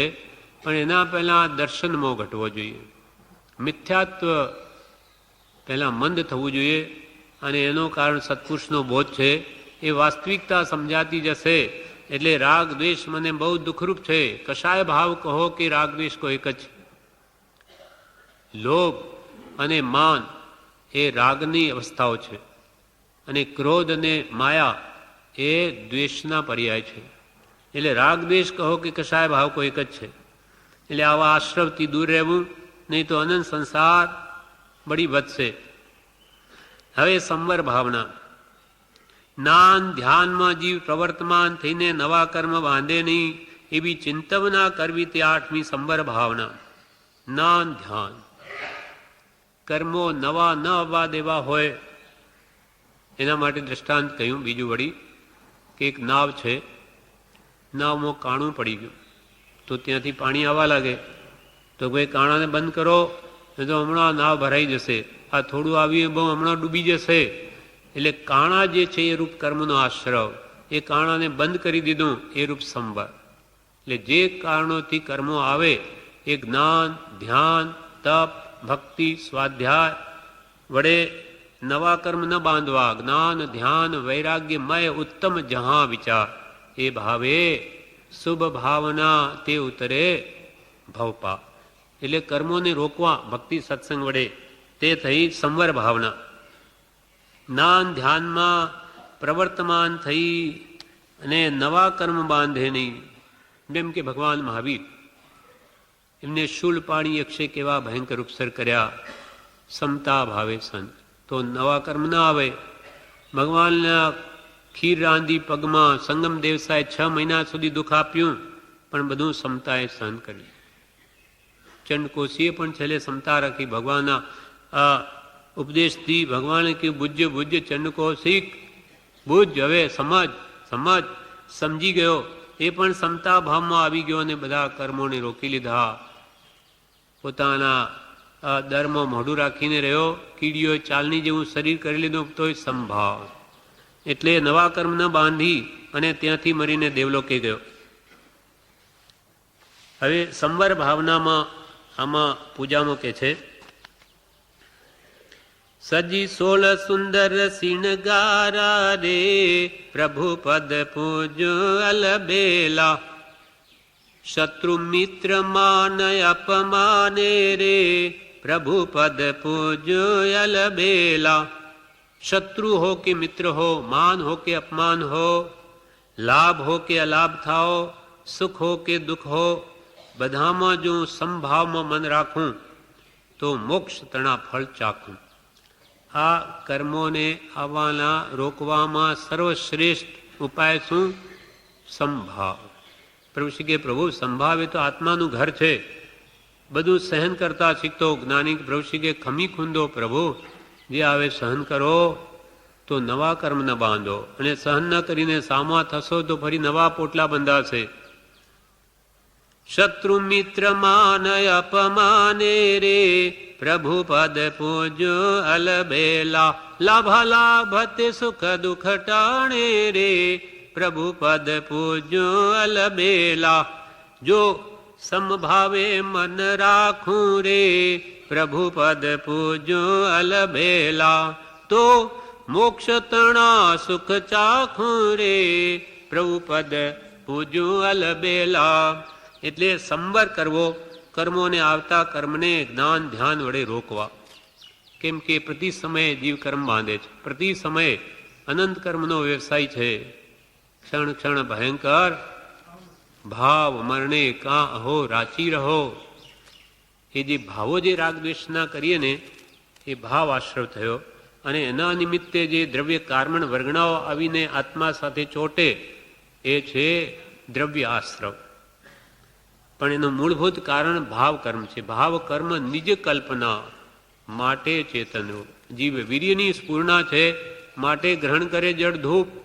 આ જળ જેવા કર્મો ધૂપ જેવાને ગ્રહણ કરે આત્મા સાથી, તો કે ભાવ કરે છે રાગદેશના માટે, નહીં તો આત્માને કંઈ ન કરી શકે. સર્વત્ર પથરાયેલી છે કાર્મણ વર્ગણાઓ અહીંયા બધે, પણ એ આપણને નડે, ભગવાન કેવડીઓને ન નડે, કેમ કે રાગદેશ જ નથી.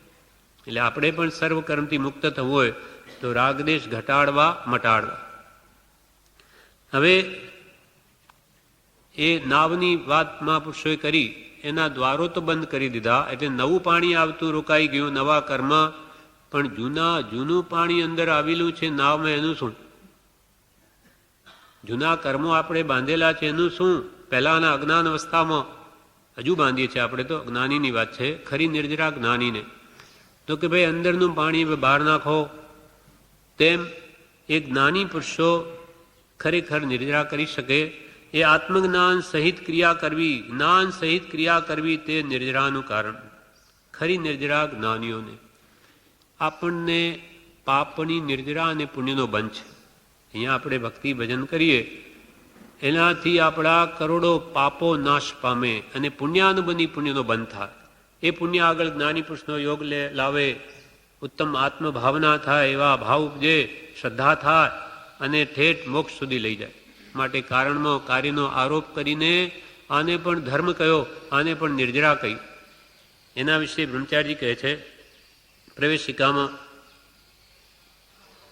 અતિ આનંદકારી જનહિતકારી ભવ દુઃખહારી નામ તમારું નાથ. અમુક સ્થિતિના સર્વે કર્મો ક્ષણે ક્ષણે ક્ષય થાય. આત્મભાવમાં લય લાગે તો જલ્દી નિર્જરી જાય રે અતિ આનંદકારી. અમુક સ્થિતિના સર્વે કર્મો તો ક્ષણે ક્ષણે ક્ષય થાય છે.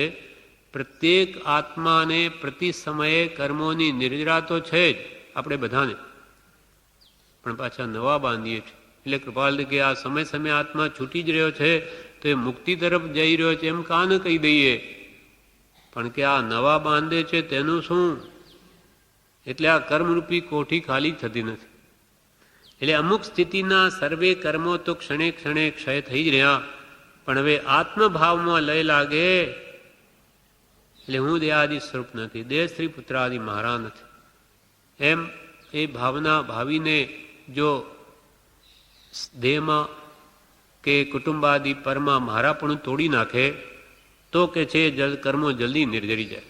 આત્મભાવમાં લય લાગે તો જલ્દી નિર્જરી જાય. એને સકામ નિર્જરા કહી. જ્ઞાન ધ્યાનમાં પ્રવર્તે એટલે આત્મભાવના, મારું કોઈ નથી, હું તો સજાત્મ સ્વરૂપ છું. એ ભાવો ભાવને તો એ જલ્દી કર્મો નિર્જરાને પામે. એ માટે કૃપાલદેવે એમ કહ્યું, જે પુરુષ ઇન્દ્રિયોને અને કષાયોને મહા દુઃખરૂપ જાણી જીતે છે તે પુરુષને મહા નિર્જરા થાય છે. જે પુરુષ રૂપ આત્મા ઇન્દ્રિયોને જીતે અને કશાયોને મહાદુઃખરૂપ જાણે અને 5 ઇન્દ્રિયના વિષયોને પણ ભયંકર જાણે તે પુરુષને બળવાન નિર્જરા થાય. જે પુરુષ ઇન્દ્રિયોને 5 ઇન્દ્રિયોને અને 4 કસાયોને મહાદુઃખરૂપ જાણી જીતે છે તે પુરુષને મહાન નિર્જરા થાય છે. નિર્જરા ભાવના 12 પ્રકારના તપો વડે કર્મોને બાળી ભસ્મીભૂત કરવા તેનું નામ નિર્જરા છે. આ કૃપાલદેવે લખ્યું છે ભાવના બોધમાં. 12 પ્રકારના તપો વડે કર્મોને બાળીને ભસ્મીભૂત કરવા તેનું નામ નિર્જરા છે. અણસન ઉણોદરી વગેરે બાહ્ય તપ અને જ્ઞાન ધ્યાનમાં પ્રવર્તમાન પશ્ચાતા વિનય વયાવચ કૌશક ધ્યાન આદિ અંતરંગ તપ છે. એ ઈચ્છા નિરોધસ તપ ઈચ્છાઓને રોકવી ઘટાડવી તો બળવાન નિર્જરા થાય. એ ખરેખર તપ એ છે.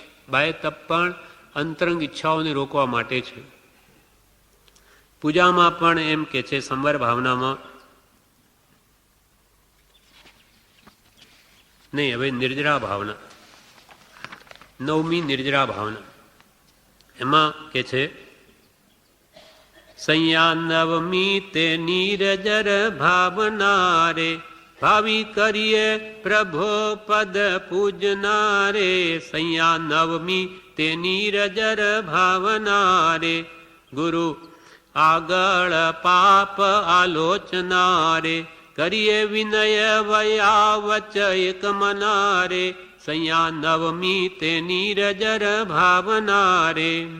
સંયા 9મી તે નિર્જર ભાવના ભાવી કરીએ પ્રભુપદ પૂજના.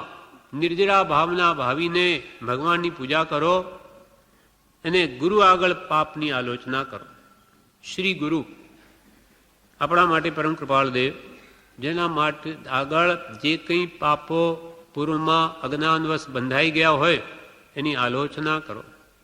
આપણે આલોચના દર 14 બોલીએ, ચોમાસી 14 પણ બોલીએ અને રોજે બોલીએ. સવારમાં આલોચના સવારમાં પ્રતિક્રમણ રૂપે બોલીએ એ પાપની આલોચના માટે છે. ગુરુ આગળ પાપ આલોચના રે કરીએ વિનય વૈયાવચ એક મના સ્થિર થઈને ભગવાનનો વિનય કરો, મહાપુરુષોની સેવા કરો અને ગુરુ આગળ પાપની આલોચના કરો તો બળવાન નિર્જરા થશે. વળી કે છે દ્રષ્ટાંત ખંદક મેઘ કુમાર મુનિ રાજીયા રે 14 સહસ અણગાર વડ ભાગિયા રે. ખંદક મુનિ એ તપ કરીને બળવાન નિર્જરા કરી અને મેઘકુમાર સૈનિક રાજાનો પુત્ર હતો. એને ભગવાન મહાવીરના ઉપદેશથી વૈરાગ થયો, દીક્ષા લઈ લીધી. સૈનિકના પુત્ર પછી રાત્રે બધા મુનિઓ સાથે સૂતા છે તે રાત્રે કોઈ એકી જાય તો ત્યાં ઠોકર વાગી તો કે આ શું, અહીંયા તો રાત્રે પણ શાંતિ નહીં.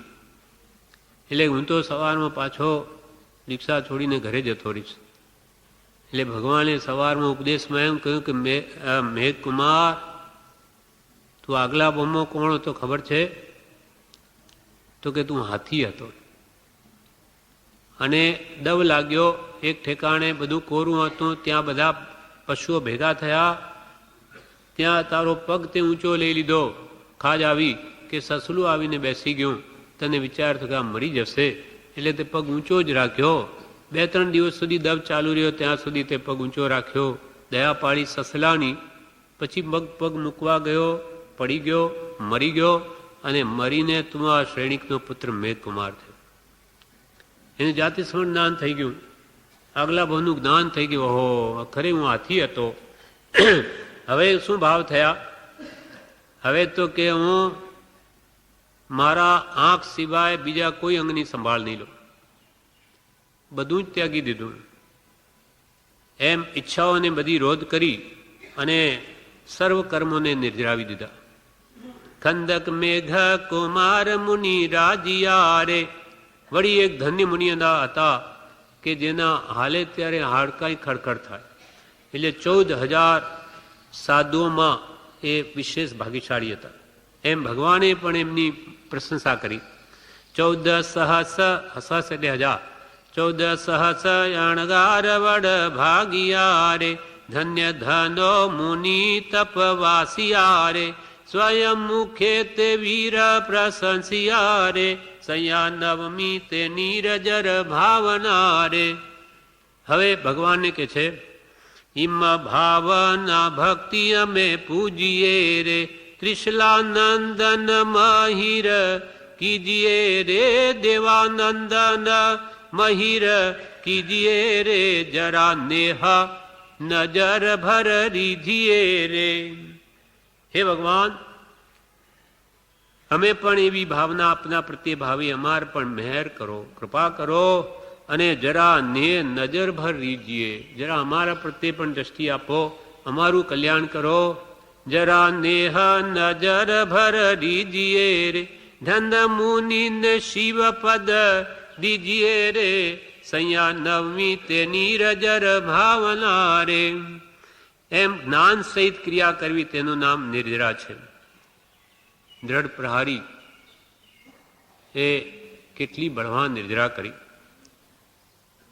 એક જ્યાં જ્યાં પહેલા તો જેને પ્રહાર કરે બધા મારી નાખે, કેટલી હિંસા કરી, અને ભગવાનના ઉપદેશથી દીક્ષા લઈ અને નગરના 4 દરવાજે 1.5 મહિનો બેસી કોઈ મારે ગમે તેમ કહે સમભાવે સહન કરીને બધા કર્મોને ભસ્મીભૂત કરી દે.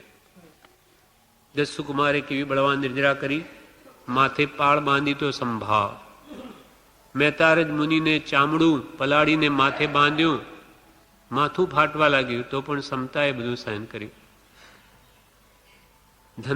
ધનના શાલીભદ્ર જેવા કેવા હતા, જેને રોજે 33 પેટીઓ દેવલોકથી આવે, અને દીક્ષા લીધી ને સીધું અનશન પાદોપગમન, પોતાની પણ સેવા પોતે ન કરે, ધગધગતી શિલા પર સૂઈ ગયા.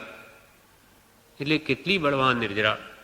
પણ એવી શક્તિ અનેક ભાવની આરાધનાનું ફળ છે, અથવા ભગવાનના ઉપદેશનું બળ છે કે જેને લઈને એવી શક્તિ આવે છે. એમ જ્ઞાન સહિત ક્રિયા કરવી તે નિર્જરાનું કારણ, એમ ચિંતવું તે નવમી નિર્જરા ભાવના.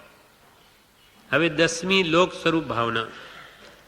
એટલે આ લોકમાં 14 રાજલોક છે, એમાં ઉપર 7 દેવલોક છે, આપણા ઉપર 7 રજ્જુ પ્રમાણ 12 દેવલોક, એના ઉપર 9 ગ્રેવિક, એના ઉપર 5 અનુત્તર વિમાન, પછી સિદ્ધશિલા, અને નીચે છે તે ભુવનપતિના નિવાસ, પછી 7 નરકો, નિગોદ નીચે, એ બધું નીચે. આપણે મધ્યલોકમાં છીએ.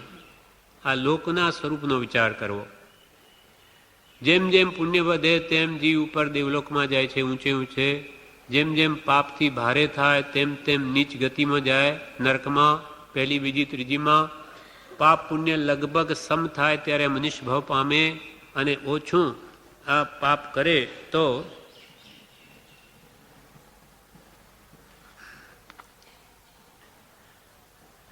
અને ઓછું પાપ કરે તો તિર્યંજ ગતિમાં જાય.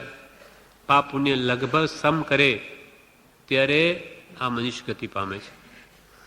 તો આ લોક છે આખો, અને આપણે જ્યાં છે એવા તો અસંખ્યાત દ્વીપ ને અસંખ્યાત સમુદ્ર છે, એક એકથી બમણા.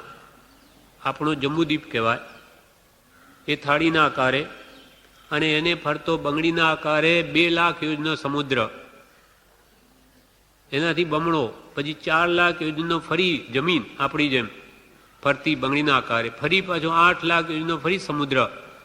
આમ એક પછી એક અસંખ્યાત તો દ્વીપ, આવા જમીન, અને અસંખ્યાત સમુદ્ર છે આ મધ્યલોકમાં. આવું 14 રજ્જુ પ્રમાણ લોક છે, 343 ઘન રજ્જુ પ્રમાણ, ઘન કહીએ તો. આવો આ લોકમાં આપણો આત્મા અનંતકાળથી ભટકે છે. એ ત્યાં કહે છે લોક સ્વરૂપની ઉત્પત્તિના સ્થાન, તે ભોગ્ય વિશેષના સ્થાનક દ્રવ્ય સ્વભાવ પણ ગહન વાત છે. શિષ્યા કઈ સંક્ષેપે સા, આ ગહન વાત છે કૃપાલ, કે તમે એકદમ નહીં સમજી શકો કે આ દેવલોકને નરકને વગેરે કેમ હશે. એટલે હમણાં ધ્યાનમાં રાખો. એટલે જીવોની ઉત્પત્તિ સ્થિતિ, એને તેમાં જીવવાની કેટલી સ્થિતિ, ક્યાં કેટલો કાળ જીવે, પલ્યોપમ ના આયુષ્યો, નરકના અને સ્વર્ગના જીવોના ઘણા અને મનુષ્યના અને કેવી રીતે એ લોકોના મરણ થઈ રહ્યા છે વગેરે બધું જ જેમાં વર્ણન છે. લોક સ્વરૂપનું, લોકાકાશ, અલોકાકાશ, એ બધું લોકનું સ્વરૂપ વિચારવું, એને લોક સ્વરૂપ ભાવના કહે. શા માટે વિચારવું? તો બ્રહ્મચારીજી કહે છે કે આ ત્રણેય લોક ત્રિવિધ તાપથી બળે છે. તાપાગ્નિ અને આગ શું છે? આગ હોય તો તાપ લાગે, તો આ ત્રણેય લોકમાં આગ શાની? રાગની, રાગ દ્વેષની. રાગાદિ રૂપ આગ અને એનો તાપ ત્રિવિધ તાપ. અને જેમ જેમ એ અગ્નિનો તાપ આપણે સહન કરીએ તેમ તેમ તૃષા વધે છે. જેમ આપણે ગરમી ખૂબ હોય તો તરસ વધારે લાગે, તેમાં ત્રિવિધ તાપાગ્નિથી સંસારી જીવોને ભોગની તૃષ્ણા બહુ લાગે. તૃષ્ણાની તૃષા, જે તરસ ખૂબ ભોગવવાની ખૂબ વિશેષ ઈચ્છા થાય. ત્રિવિધ તાપાગ્નિ ના બળે. એ બ્રહ્મચારીજી કહે છે કાવ્યમાં, ત્રિવિધ તાપે લોક બળે બહુ, રાગાદિક રૂપ આગ, ભોગ તૃષાનો ત્રાસ સહે સૌ. ભોગ તૃષાનો ત્રાસ સહે સૌ, શીતલ તું વિતરાગ રે અતિ આનંદકારી, જનહિતકારી, ભવ દુઃખહારી, નામ તમારું નાથ. કે આ જગતમાં, આ 14 રાજલોકમાં આ જીવ ત્રિવિધ તાપાગ્નિથી જ બળે અને એમાં રાગાદિક રૂપ આગ, રાગ દ્વેષાદિ રૂપ આગ છે અને ભોગ તૃષાનો ત્રાસ સહે સૌ. પણ હે વિતરાગ, તું તો શીતળ છે.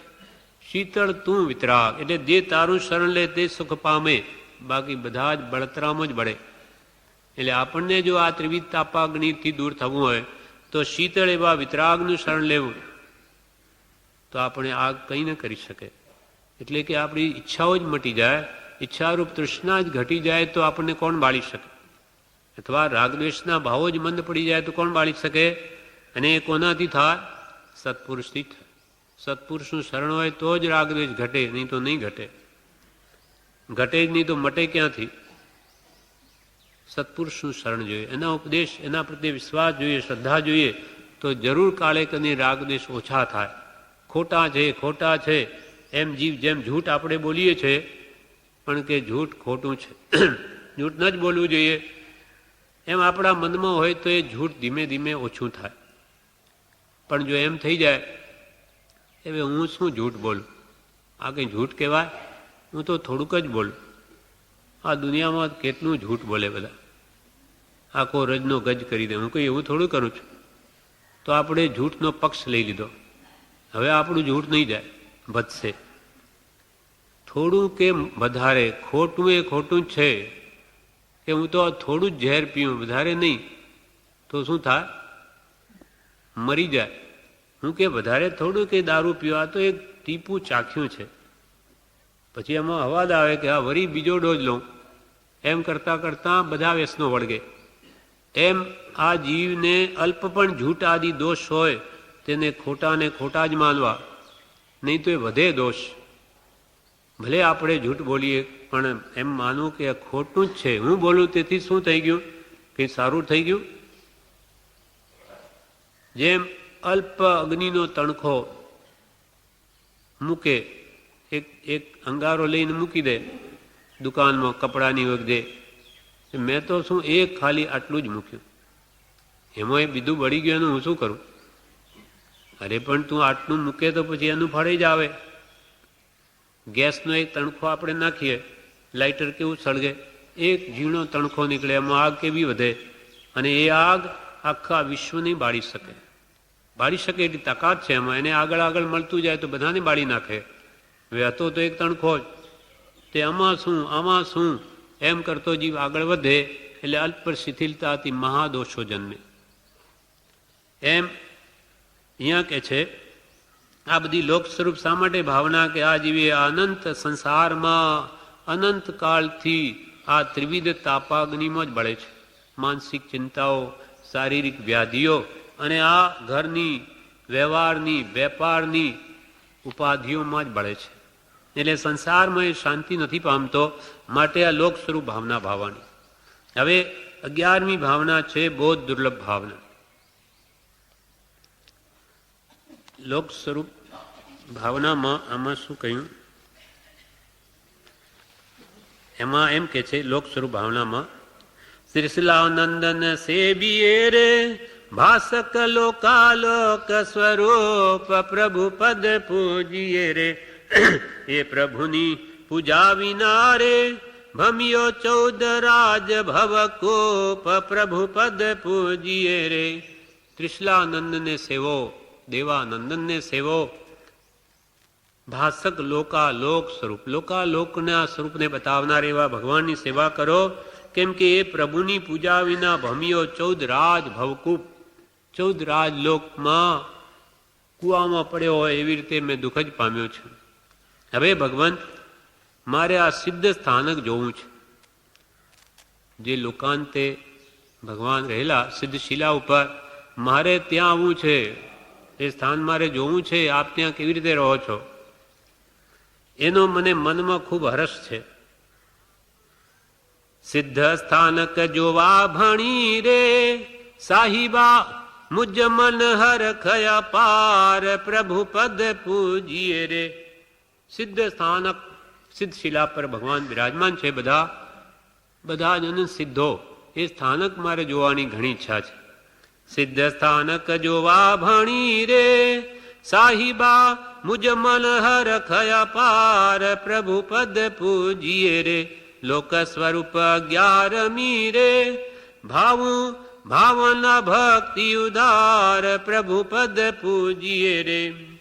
આવી આના માટે ભગવાનનો આપની ભાવના ભાવું છું. 11મી કે મને પણ સિદ્ધ શિલા લોકાંતે લઈ જાઓ. અહીંયા તો હું બહુ દુઃખ પામું છું. હવે 11મી બહુ દુર્લભ ભાવના. સંસારમાં ભમતા આત્માને સમ્યક જ્ઞાનની પ્રસાદી પ્રાપ્ત થવી દુર્લભ છે.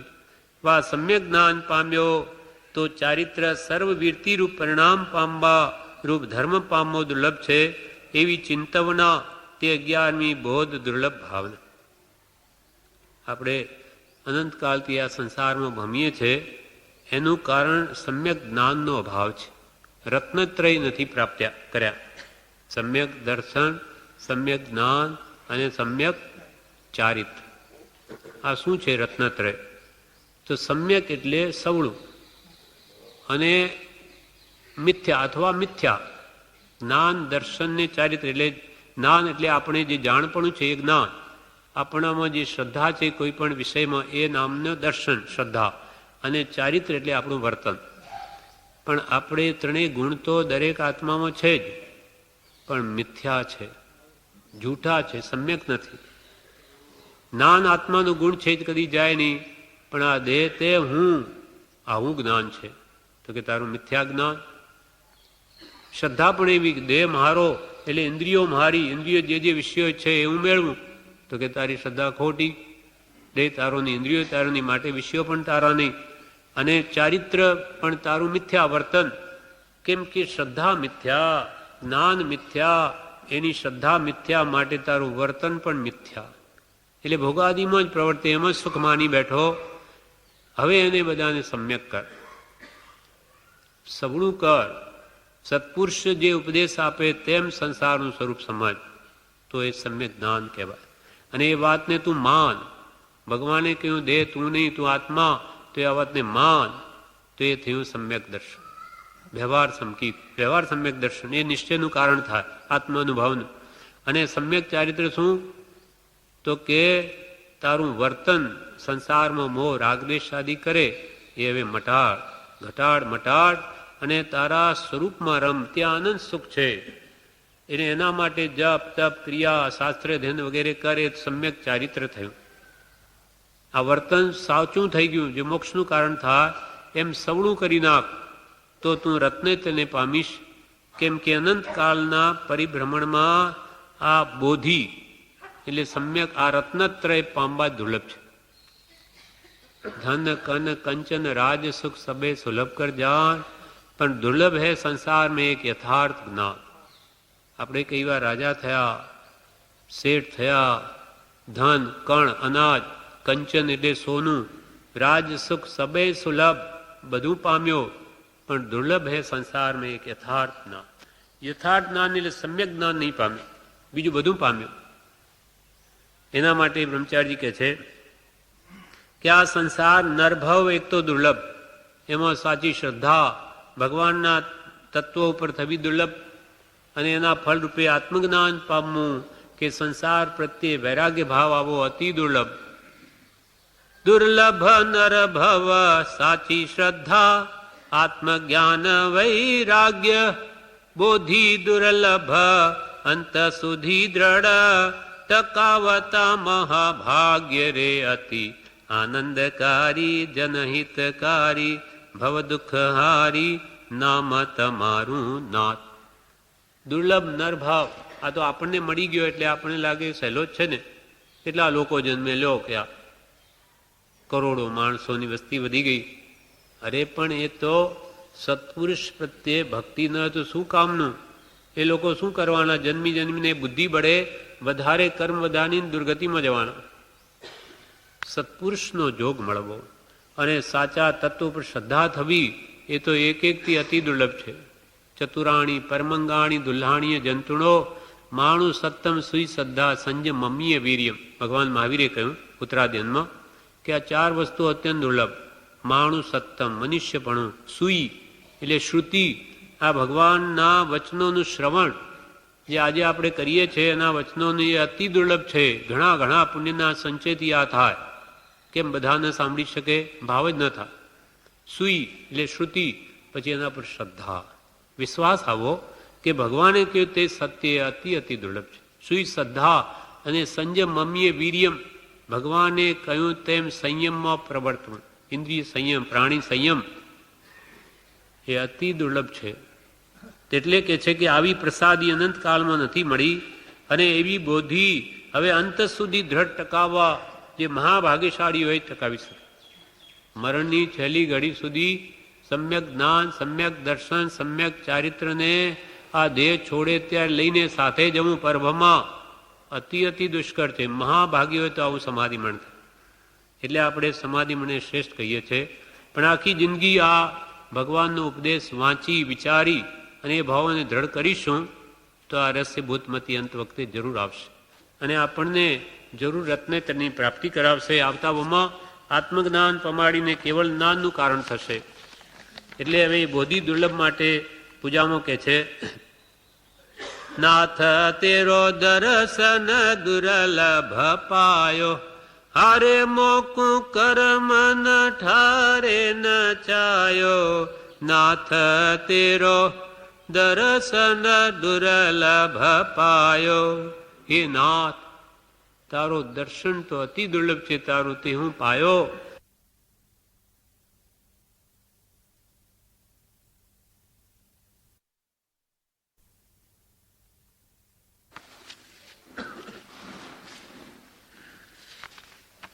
ગઈકાલે શિક્ષાપાઠ 21 12 ભાવના પાઠમાંથી આપણે 4 ભાવનાઓ કાલે વાંચી. પહેલી અનિત્ય ભાવના, બીજી અશરણ ભાવના, ત્રીજી સંસાર ભાવના અને ચોથી એકત્વ ભાવના. હવે આજે 5મી ભાવના આપણે વાંચીએ છીએ. તેમાં પરમ કૃપાળુ દેવે જણાવ્યું, પહેલાં તો પરમ કૃપાળુ દેવે એક એવી વાત કરી કે સદા ધ્યાનમાં રાખવા યોગ્ય શું? વચનામૃતમાં કૃપાલદેવે એમ કહ્યું કે સદા ધ્યાનમાં રાખવા યોગ્ય શું? તો કે સંસારની અસારતા.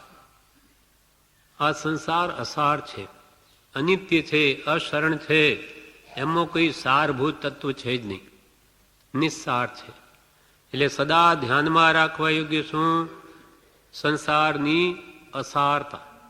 એ હંમેશા આપણા ધ્યાનમાં રહે તો ક્યાં પણ વિશેષ આસક્તિ, મોહ કે રાગ અને તેને લઈને દ્વેષ ન થાય. અસાર છે એના માટે શું ઝઘડા, ટંટા કે માયા મોહ કરવો? એટલે એ સદા ધ્યાનમાં રાખવું કે આ સંસાર અસાર છે. એના વિશે કૃપાલદેવે પત્રાંગ 569 પણ એક વાત કરી કે જે પ્રકારે અનિત્યપણું, અસારપણું આ સંસારનું અત્યંતપણે ભાસે તે પ્રકારે આત્મવિચાર ઉત્પન્ન થાય. 569 પત્રમાં કૃપાલદેવે કહ્યું કે જે પ્રકારે અનિત્યપણું, આ સંસારમાં સર્વ અનિત્ય છે, કોઈ નિત્ય શાશ્વત નથી અને અસાર છે. જે પ્રકારે અનિત્યપણું ને અસારપણું આ સંસારનું અત્યંતપણે ભાસે એવો જે ભગવાન વિતરાગોનો ઉપદેશ બોધ છે તેને ખૂબ વિચારો. આત્મસિદ્ધિ, દ્રવ્યાનુયોગ એ બધો સિદ્ધાંત બોધ છે સમયસાર વગેરે. એના પહેલાં તો બીજો ઉપદેશ બોધ ઘણો વિચારવાની જરૂર છે. વૈરાગ્ય સંબંધે સંસારનું વાસ્તવિક સ્વરૂપ જણાય, સંસાર દુઃખરૂપ છે એ વાત જ્યાં સુધી અમને જણાય નહીં ત્યાં સુધી અને આત્મસિદ્ધિ પરિણમે નહીં. આત્માનો ભાવ અંદર ન ઉતરે, છ પરની શ્રદ્ધા દ્રઢ ન થાય. એટલે 506 કૃપાલદેવ પત્રે કહ્યું પત્રમાં કે જેટલું જ્ઞાનીઓએ જે સિદ્ધાંત બોધ સંબંધી કહ્યું એથી વિશેષ તો ઉપદેશ બોધ સંબંધી કહ્યું છે. એટલે આપણો વૈરાગ્યક્ષમ કેમ વધે એવા ગ્રંથો વિશેષ વિચારવાથી આ સંસારનું અનિત્યપણું, અસારપણું આપણને ભાસે. એટલે કૃપાલ કે જે પ્રમાણે અનિત્યપણું, જે પ્રકારે અનિત્યપણું, અસારપણું આ સંસારનું અત્યંતપણે ભાસે તે પ્રકારે આત્મવિચાર ઉત્પન્ન થાય. તે પ્રકારે જ આત્માનો વિચાર ઉત્પન્ન થાય. વૈરાગોપશમ ન હોય તો આપણે આત્માની ગરજ ન જાગે. સંસારમાં જ મોહ બુદ્ધિ બની રહે તો એની વૃત્તિ તો સંસારમાં જ રહે, પછી આત્મા બની ક્યાં વળે? સંસારથી વિમુખ વૃત્તિ થાય, સંસાર દુઃખરૂપ લાગે, મોહ કરાવના લાગે, ચાર ગતિમાં રજનાવના લાગે તો એને કંઈ આત્મ પ્રાપ્તિની ભાવના પણ ઉત્પન્ન થાય. માટે કે કોઈ પણ પ્રકારે આ સંસારનું વાસ્તવિક સ્વરૂપ તમને સમજાય એવા ગ્રંથો વિશેષ વાંચો. પહેલા જે મોક્ષમાળા છે એ ભાવના બોધ છે એ બધા વૈરાગ ઉપશમને વધારનારા, સમાધિ સોપાન વગેરે એ આપણને સંસારનું વાસ્તવિક સ્વરૂપ બતાવીને એ પ્રત્યે વિરક્ત ભાવ લાવી દે. કેમ કે વાસ્તવિકતા બતાવે, એ કોઈ બનાવટી પણ નથી. માટે એ ગ્રંથો પહેલાં ખૂબ વાંચો કે જેથી તમને સંસારનું સ્વરૂપ ઝેરમય લાગવાથી આપોઆપ તમે છોડી દેશો. નાની કે જેમ આપણને ખબર છે કે ઝેર મારે તેને કોઈ પીએ નહીં, કેમ કે ખબર છે ઝેર મારે. તેમાં સંસાર કેવી રીતે આપણને દુઃખ આપે એ વાત સમજાઈ જાય તો કોઈ એને સેવે નહીં. હવે પાંચમી ભાવના, આ સંસાર પાંચમી ભાવના છે અન્યત્વ ભાવના. એકત્વ ભાવના આપણે કાલે વાંચી, એમાં શું છે? એકત્વ ભાવનામાં હું એકલો છું અને આ અન્યત્વ ભાવનામાં બીજા કોઈ મારા નથી. એક રૂપિયાની જ બે બાજુ છે. આ હું છું તો આ હું નથી. હું દેહથી ભિન્ન આત્મા છું તો આ દેહ મારો નથી. હું દેહાદિ સ્વરૂપ નથી. દેહ સ્ત્રી પુત્રાદિ મારા નથી. એ થઈ અન્યત્વ ભાવના. અને હું શુદ્ધ ચૈતન્ય સ્વરૂપ અવિનાશી એવો હું આત્મા છું, એ થઈ એકત્વ ભાવના. એમ આત્મભાવના કરતા શું થાય? રાગ દ્વેષનો ક્ષય થાય. અને રાગદ્વેષ બધા નાશ પામે ત્યારે શું પ્રગટે? કેવળ જ્ઞાન. કેવળ જ્ઞાન પ્રાપ્ત થયેલો આત્મા ક્યાં જાય? ઉર્ધ્વ ગતિ મોક્ષમાં બિરાજમાન થાય. એટલે આપણને ટૂંકી એવી આત્મભાવના બતાવી દીધી કે જે ઠેઠ મોક્ષે લઈ જઈ શકે. એટલે કે આત્મ ભાવના ભાવતા જીવ લહે કેવળ જ્ઞાન. એકત્વ ભાવના અને અન્યત્વ ભાવના જ આપણને એમાં ઉપદેશી છે. હું દેહાદિ સ્વરૂપ નથી. દેહ સ્ત્રી પુત્રાદિ મારા નથી. ભાવના તો કરી શકાય તો જ એના પ્રત્યેની આસક્તિ તૂટે. કંઈ એમ નથી કહ્યું કે તમે આજના આજ શ્રી કૃષ્ણને છોડીને જંગલમાં જતા રહો ત્યાં જ રહો, પણ અંદરમાંથી તોડી નાખો, આસક્તિ તોડો. આ જીવ શું કરે? તરત જ વૈરાગનો ઉભરો આવે, કોઈના ઉપદેશથી સંસાર ત્યાગી દે, દીક્ષા લઈ લે અને અંદરમાં મોહ એમને એમ રહી જાય. ત્યાં જઈને પછી છોકરાઓ છોડી અને ચેલાઓમાં મોહ કરે. હવે આ ચેલા મારા, છોકરાઓને તો છોડી દીધા, હવે ચેલા મારા. હવે ઘર છોડ્યું, કુટુંબ છોડ્યું, એટલે આ શ્રાવકોના ઘર મારા. કે આ ગામમાં આપણા 10 શ્રાવક એટલે 10 ઘર આપણા. બીજે જાય ત્યારે આપણને માનનારા અહીંયા કેટલા? અહીંયા આપણા 15 ઘર છે, એટલે આ 15 શ્રાવક મારા. એટલે કૃપાલદેવ કે શું થયું? એક ગયું ને બીજું આવ્યું. એમ અંદરમાંથી આ શક્તિ ન તૂટે ત્યાં સુધી સંસાર ઉભો છે. માટે જ્ઞાનીઓ કે હવે અંદરનું તોડો. એ પણ આ મંત્ર આપ્યો કે હું દેહાદિ સ્વરૂપ નથી. ઘરમાં જ રહે, દેહમાં જ રહે, છતાં મારું નથી. મારું હોય તો જાય નહીં, ને જાય તે મારું નહીં. અંતે તો બધું જાય. મારું ક્યાંથી થયું? અને હું આવ્યો ત્યારે લઈ આવેલો બધું આ કુટુંબને ને ધન મકાન વગેરે, તારું ક્યાં છે? એ વાત એને સમજાઈ જાય તો અંદરથી મમત્વ ભાવ જો નીકળી ગયો તો એ ઘરમાં રહેતા જતા છૂટે. ભરત ચક્રવર્તી આ જ કર્યું. અન્યત્વ ભાવના, એકત્વ ભાવના ભાવીને ઘરમાં આરિસાબોનમાં કેવળનાન મેળવી લીધું. મારું કોઈ છે જ નહીં, મારો તો એક શુદ્ધ આત્મા છે. અનંતા જ્ઞાનીઓ જોયો, જાણ્યો, અનુભવ્યો. એ ઘરમાં રહીને પણ આપણે એવી ભાવના તો ભાવી શકાય. એટલે એના માટે તો મંત્ર રૂપે કૃપાલદેવે શબ્દ મૂક્યા કે આત્મ ભાવના ભાવો તો તમે મોક્ષે જાઓ. એટલે કે કેવળ જ્ઞાન પાવો તો પછી મોક્ષે જ જાઓ. એટલે આત્મ ભાવના, દેહની ભાવના તો ખૂબ ભાવી અને ભાવે જ છે આજે પણ, એને કહેવાની જરૂર નથી. દેહ માટે જ પડ્યો છે સવારથી સાંજ સુધી આપણું વર્તન. હવે આત્માની ભાવના ભાવો કે હું શુદ્ધ ચૈતન્ય સ્વરૂપ ભગવાન જેવો શુદ્ધ આત્મા છું અને આ સંસારમાં કોઈ મારું નથી. એટલે કૃપાલદેવ કે અન્યત્વ ભાવનામાં આ સંસારમાં કોઈ કોઈનું નથી એમ ચિંતવું તે પાંચમી અન્યત્વ ભાવના. કૃપાલદેવે ભાવના બોધમાં પણ આ વાત કરી એક ગાથામાં. ના મારા તન રૂપ કાંતિ યુવતી, ના પુત્ર કે ભ્રાતના, ના મારા ભ્રત સ્નેહીઓ સ્વજન કે, ના ગોત્ર કે જ્ઞાતના, ના મારા ધન ધામ યૌવન ધરા, એ મોહ જ્ઞાત્વના. રે રે જીવ વિચાર એમ જ સદા અન્યત્વદા ભાવના. તારું કોઈ નથી. વ્યવહારથી એમ જ કહેવાશે, પુત્રને પુત્ર જ કહેવાય, પિતાને પિતા જ કહેવાય, પણ અંદરથી કોણ કોનો પિતા, કોણ કોનો પુત્ર? આ તો 5-25 વર્ષનો સંબંધ છે. 25 વર્ષ પહેલા પુત્ર ક્યાં હતો કોણ જાણે કઈ ગતિમાં? એના મા બાપ બીજા હતા. અને 25-50 વર્ષથી વળી કઈ બીજા મા બાપનો થશે, આપણો નહીં રહે. શામાં મોહ કરો? આમાં મોહ કરીને મરતી વખતે આસક્તિ કરીને મરણ બગાડું? એટલે મહાપુરુષો કે અંદરથી તોડી નાખો. ઋણાદુ મને મળ્યા, બાપની સેવા કરવી, વિનય કરવો, બધું કરવું, પણ અંદરથી હું તો શુદ્ધ આત્મા છું, એ સિવાય મારું આ જગતમાં કોઈ નથી. એ ભાવ હંમેશા અન્યત્વ ભાવના એને મુક્તિ આપે છે. એ અન્યત્વ ભાવના ભાવે તે સુખી થાય. આ વાત 12 ભાવનાની પૂજાઓ બતાવી, અને જે ભાવના ન ભાવે તે કેવો દુઃખી થાય તે બતાવે છે. એ ભાવનામાં એમ કહ્યું 12 ભાવનાની પૂજામાં, અન્યત ભાવના રાગે ભાવે, जिन गुण गान मिलाई रे, आप सवारत सौ जग मिलियो, नहीं कोई कोई न सहाई रे, जिन पूजा जुगते करो प्राणी, समकित गुण सहलाणी रे.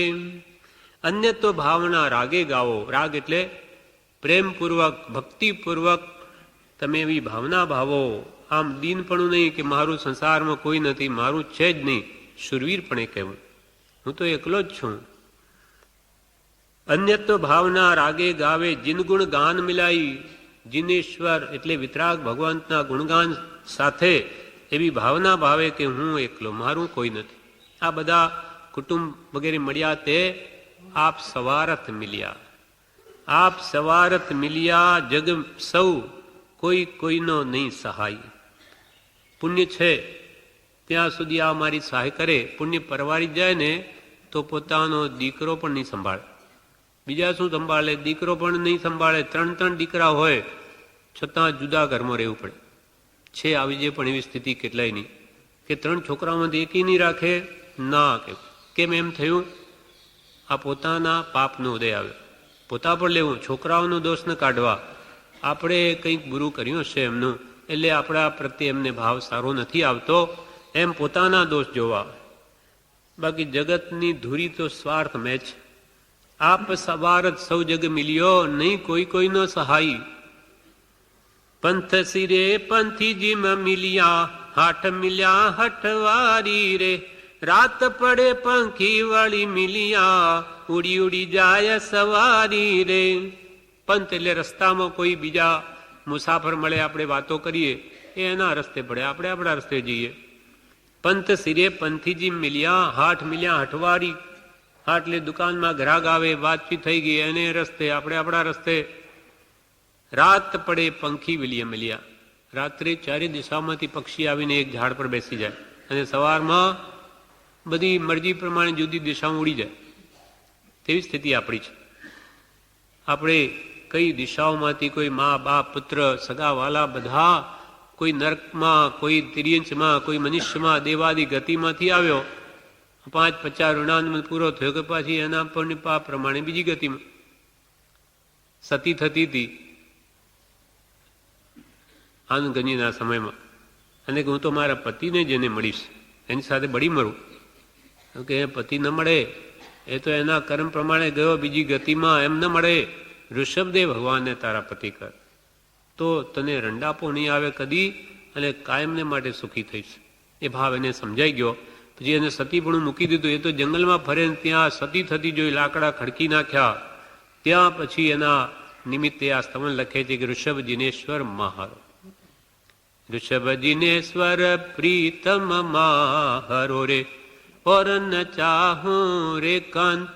केम तो गिरिजो साहेब संगन परिहरे रे, मांगे सादी आनंद.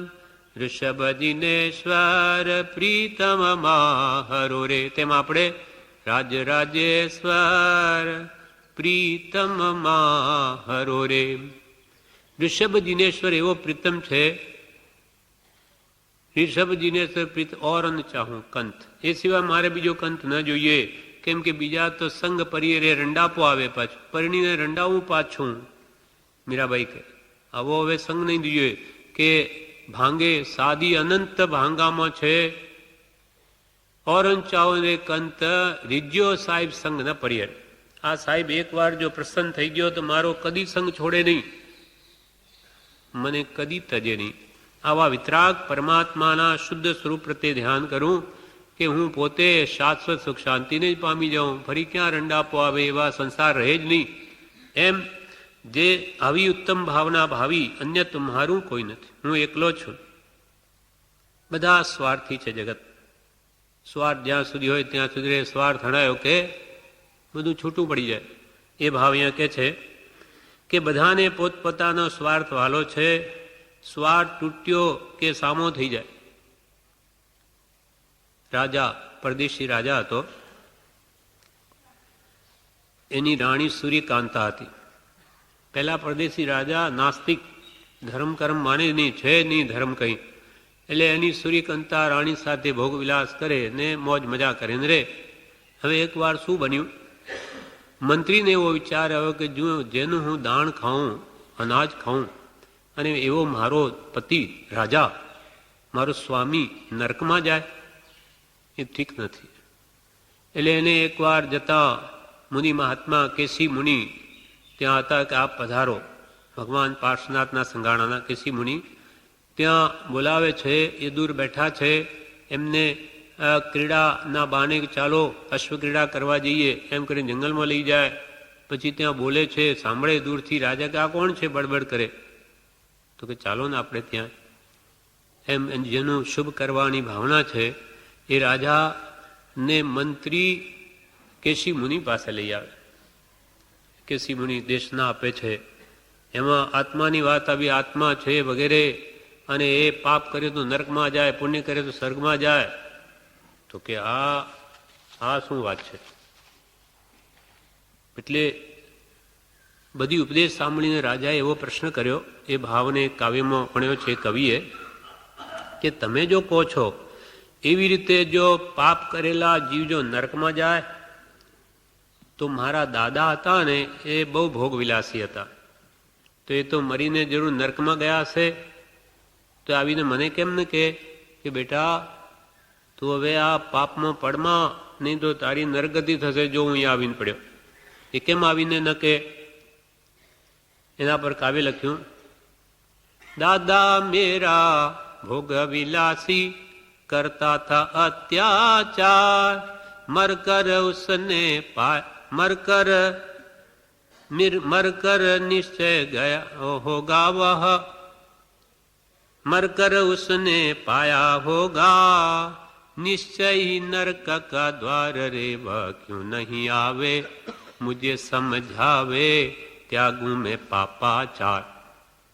दादा मेरा भोग विलासी करता था અત્યાચાર, તો આપના કયા અનુસાર તો અવશ્ય નરકમાં ગયા છે. મને આવીને કેમ ન કહે કે ભાઈ તું આવું પાપ કર્મા, તો હું આ પાપાચારને ત્યાગું.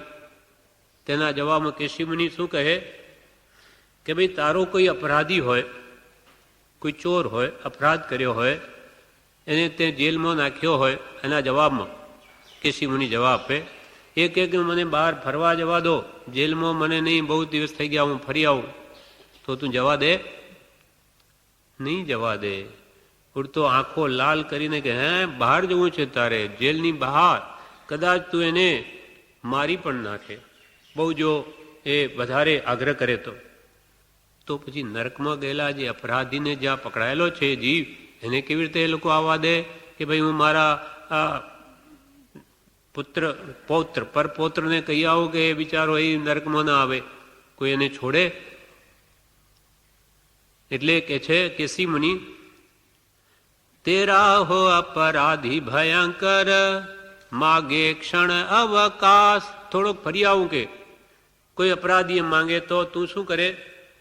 आंखे लाल करेगा तू ही उसकी बना देगा लाश रे, वह कैसे आवे तुझे समझावे धर्म का मार्ग उदार.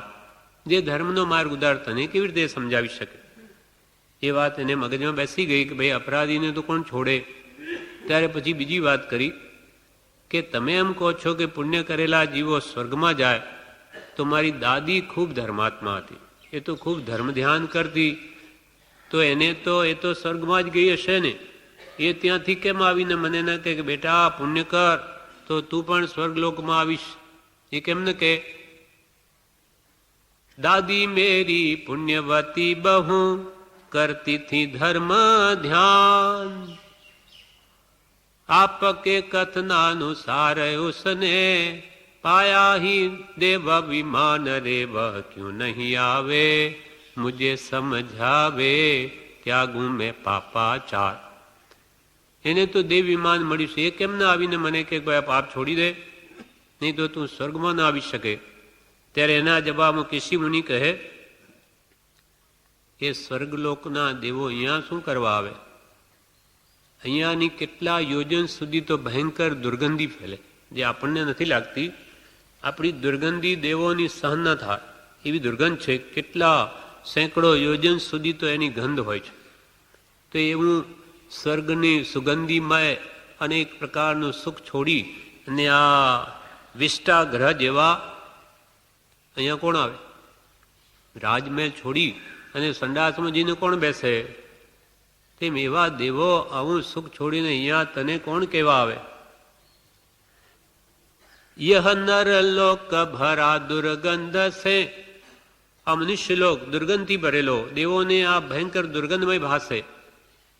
यह नर लोक भरा दुर्गंध से स्वर्ग सुगंधी अपार, राज्य महल तज विष्टाग्रह में, राज्य महल तज विष्टाग्रह में जाने को कौन तैयार रे, वह कैसे आवे तुझे समझावे धर्म का मार्ग उदार. ત્યાં કેવી રીતે આવે તને સમજાવે? આ આવા વિષ્ટાગ્રહ રૂપિયા મનુષ્યલોકમાં શા માટે આવે? આવી અનેક જાતની ચર્ચા થાય. કે આત્મા નથી એને સમજાવે, લાંબુ છે. આવા દ્રષ્ટાંતોથી વાત બેસી જાય છે. કેશી મુનિનો ઉપદેશ રાજા પરદેશી રાજામાં પરિણમી ગયો, આસ્તિક બની ગયો. એટલે હવે અંતમાં શું કહે છે કેશી મુનિને राजा परदेसी राजा के तत्व ज्ञान से राम पिछाना આપે જે તત્વજ્ઞાન કહ્યું ને એથી આત્મા રામની મને પીછાણ થઈ ગઈ કે ઓહો આત્મા નામનો પદાર્થ છે અને શુભ કરે તો ફળ ભોગવે, દેવાદિ ગતિમાં શુભ કરે નરકાદિ ફળ. એ વાત બેસી મગજમાં કે तत्वज्ञान से राम पिछाना जन्म सफल हुआ आज, स्वामी शरण में ले लो मुझको. परदेसी राजा के भगवान કેસી મુનિ જ્ઞાની, મને આપ શરણમાં લેવો, આપનો ઉપદેશ હવે મને પરણમ્યો એટલે મને માર્ગ બતાવો સુખનો. સ્વામી શરણ મેં લે લો મુझको, तारण तरण जी हाजरे केसी मुनि ज्ञानी, तेरी ये बाणी हो गई दिल के पार. तेरी ये बाणी हो गई दिल के पार. મારા અંતરમાં ઉતરી ગઈ આપની વાણી, એટલે હે ભગવાન મને આપનું શરણ આપો. આવો જે પરદેશી રાજાને નાસ્તિક હતો, સૂર્યકાંતા બી નાસ્તિક, એની રાણી, એટલે બોય આ ભોગવિલાસ મલિન હતા. હવે તો આ રાજા આસ્તિક બની ગયો, એટલે ઘરે જઈને બધું ત્યાગ સંસાર ભાવના જ છૂટી ગઈ. હવે રાણીને થયું કે હવે તો આ નકામો થઈ ગયો મારા માટે, ન ભોગ ભોગવે ન ભોગવા દે, હવે એનું કાતલું કાઢી નાખો. પોતાનો પતિ છે પણ એને મારી નાખો, બસ હવે સ્વાર્થ અડાઈ ગયો, હવે એની શી જરૂર. એટલે અંતે એને ઝેર આપે છે. બળી કંઈ ખબર ન પડી જાય એટલે અંતે પણ એનું સાડી એના ઉપર નાખી ને જાણે એને પોતાને દુઃખ થઈ રહ્યું છે, પતિ મરે છે એમ કરીને ગળું દાબી નાખ્યું. નખથી ગળું દાબીને પ્રાણ હરી લીધા. આવો સંસાર છે. સ્વાર્થ ધણાઈ ગયો કે એને પતિને પણ મારી નાખ્યો. નિજ નિજ સ્વાર્થ સૌને વાલો, બિન સ્વાર્થ કરે સ્વારી રે. રાય પ્રદેશી વિસદઈ માર્યો, જો સુરિકાંતા નારી રે. રાય પ્રદેશી રાજાને વિષદઈ માર્યો, જો સુરિકાંતા રાણી. આવું એક નહીં, બ્રહ્મદ ચક્રવર્તીની માતા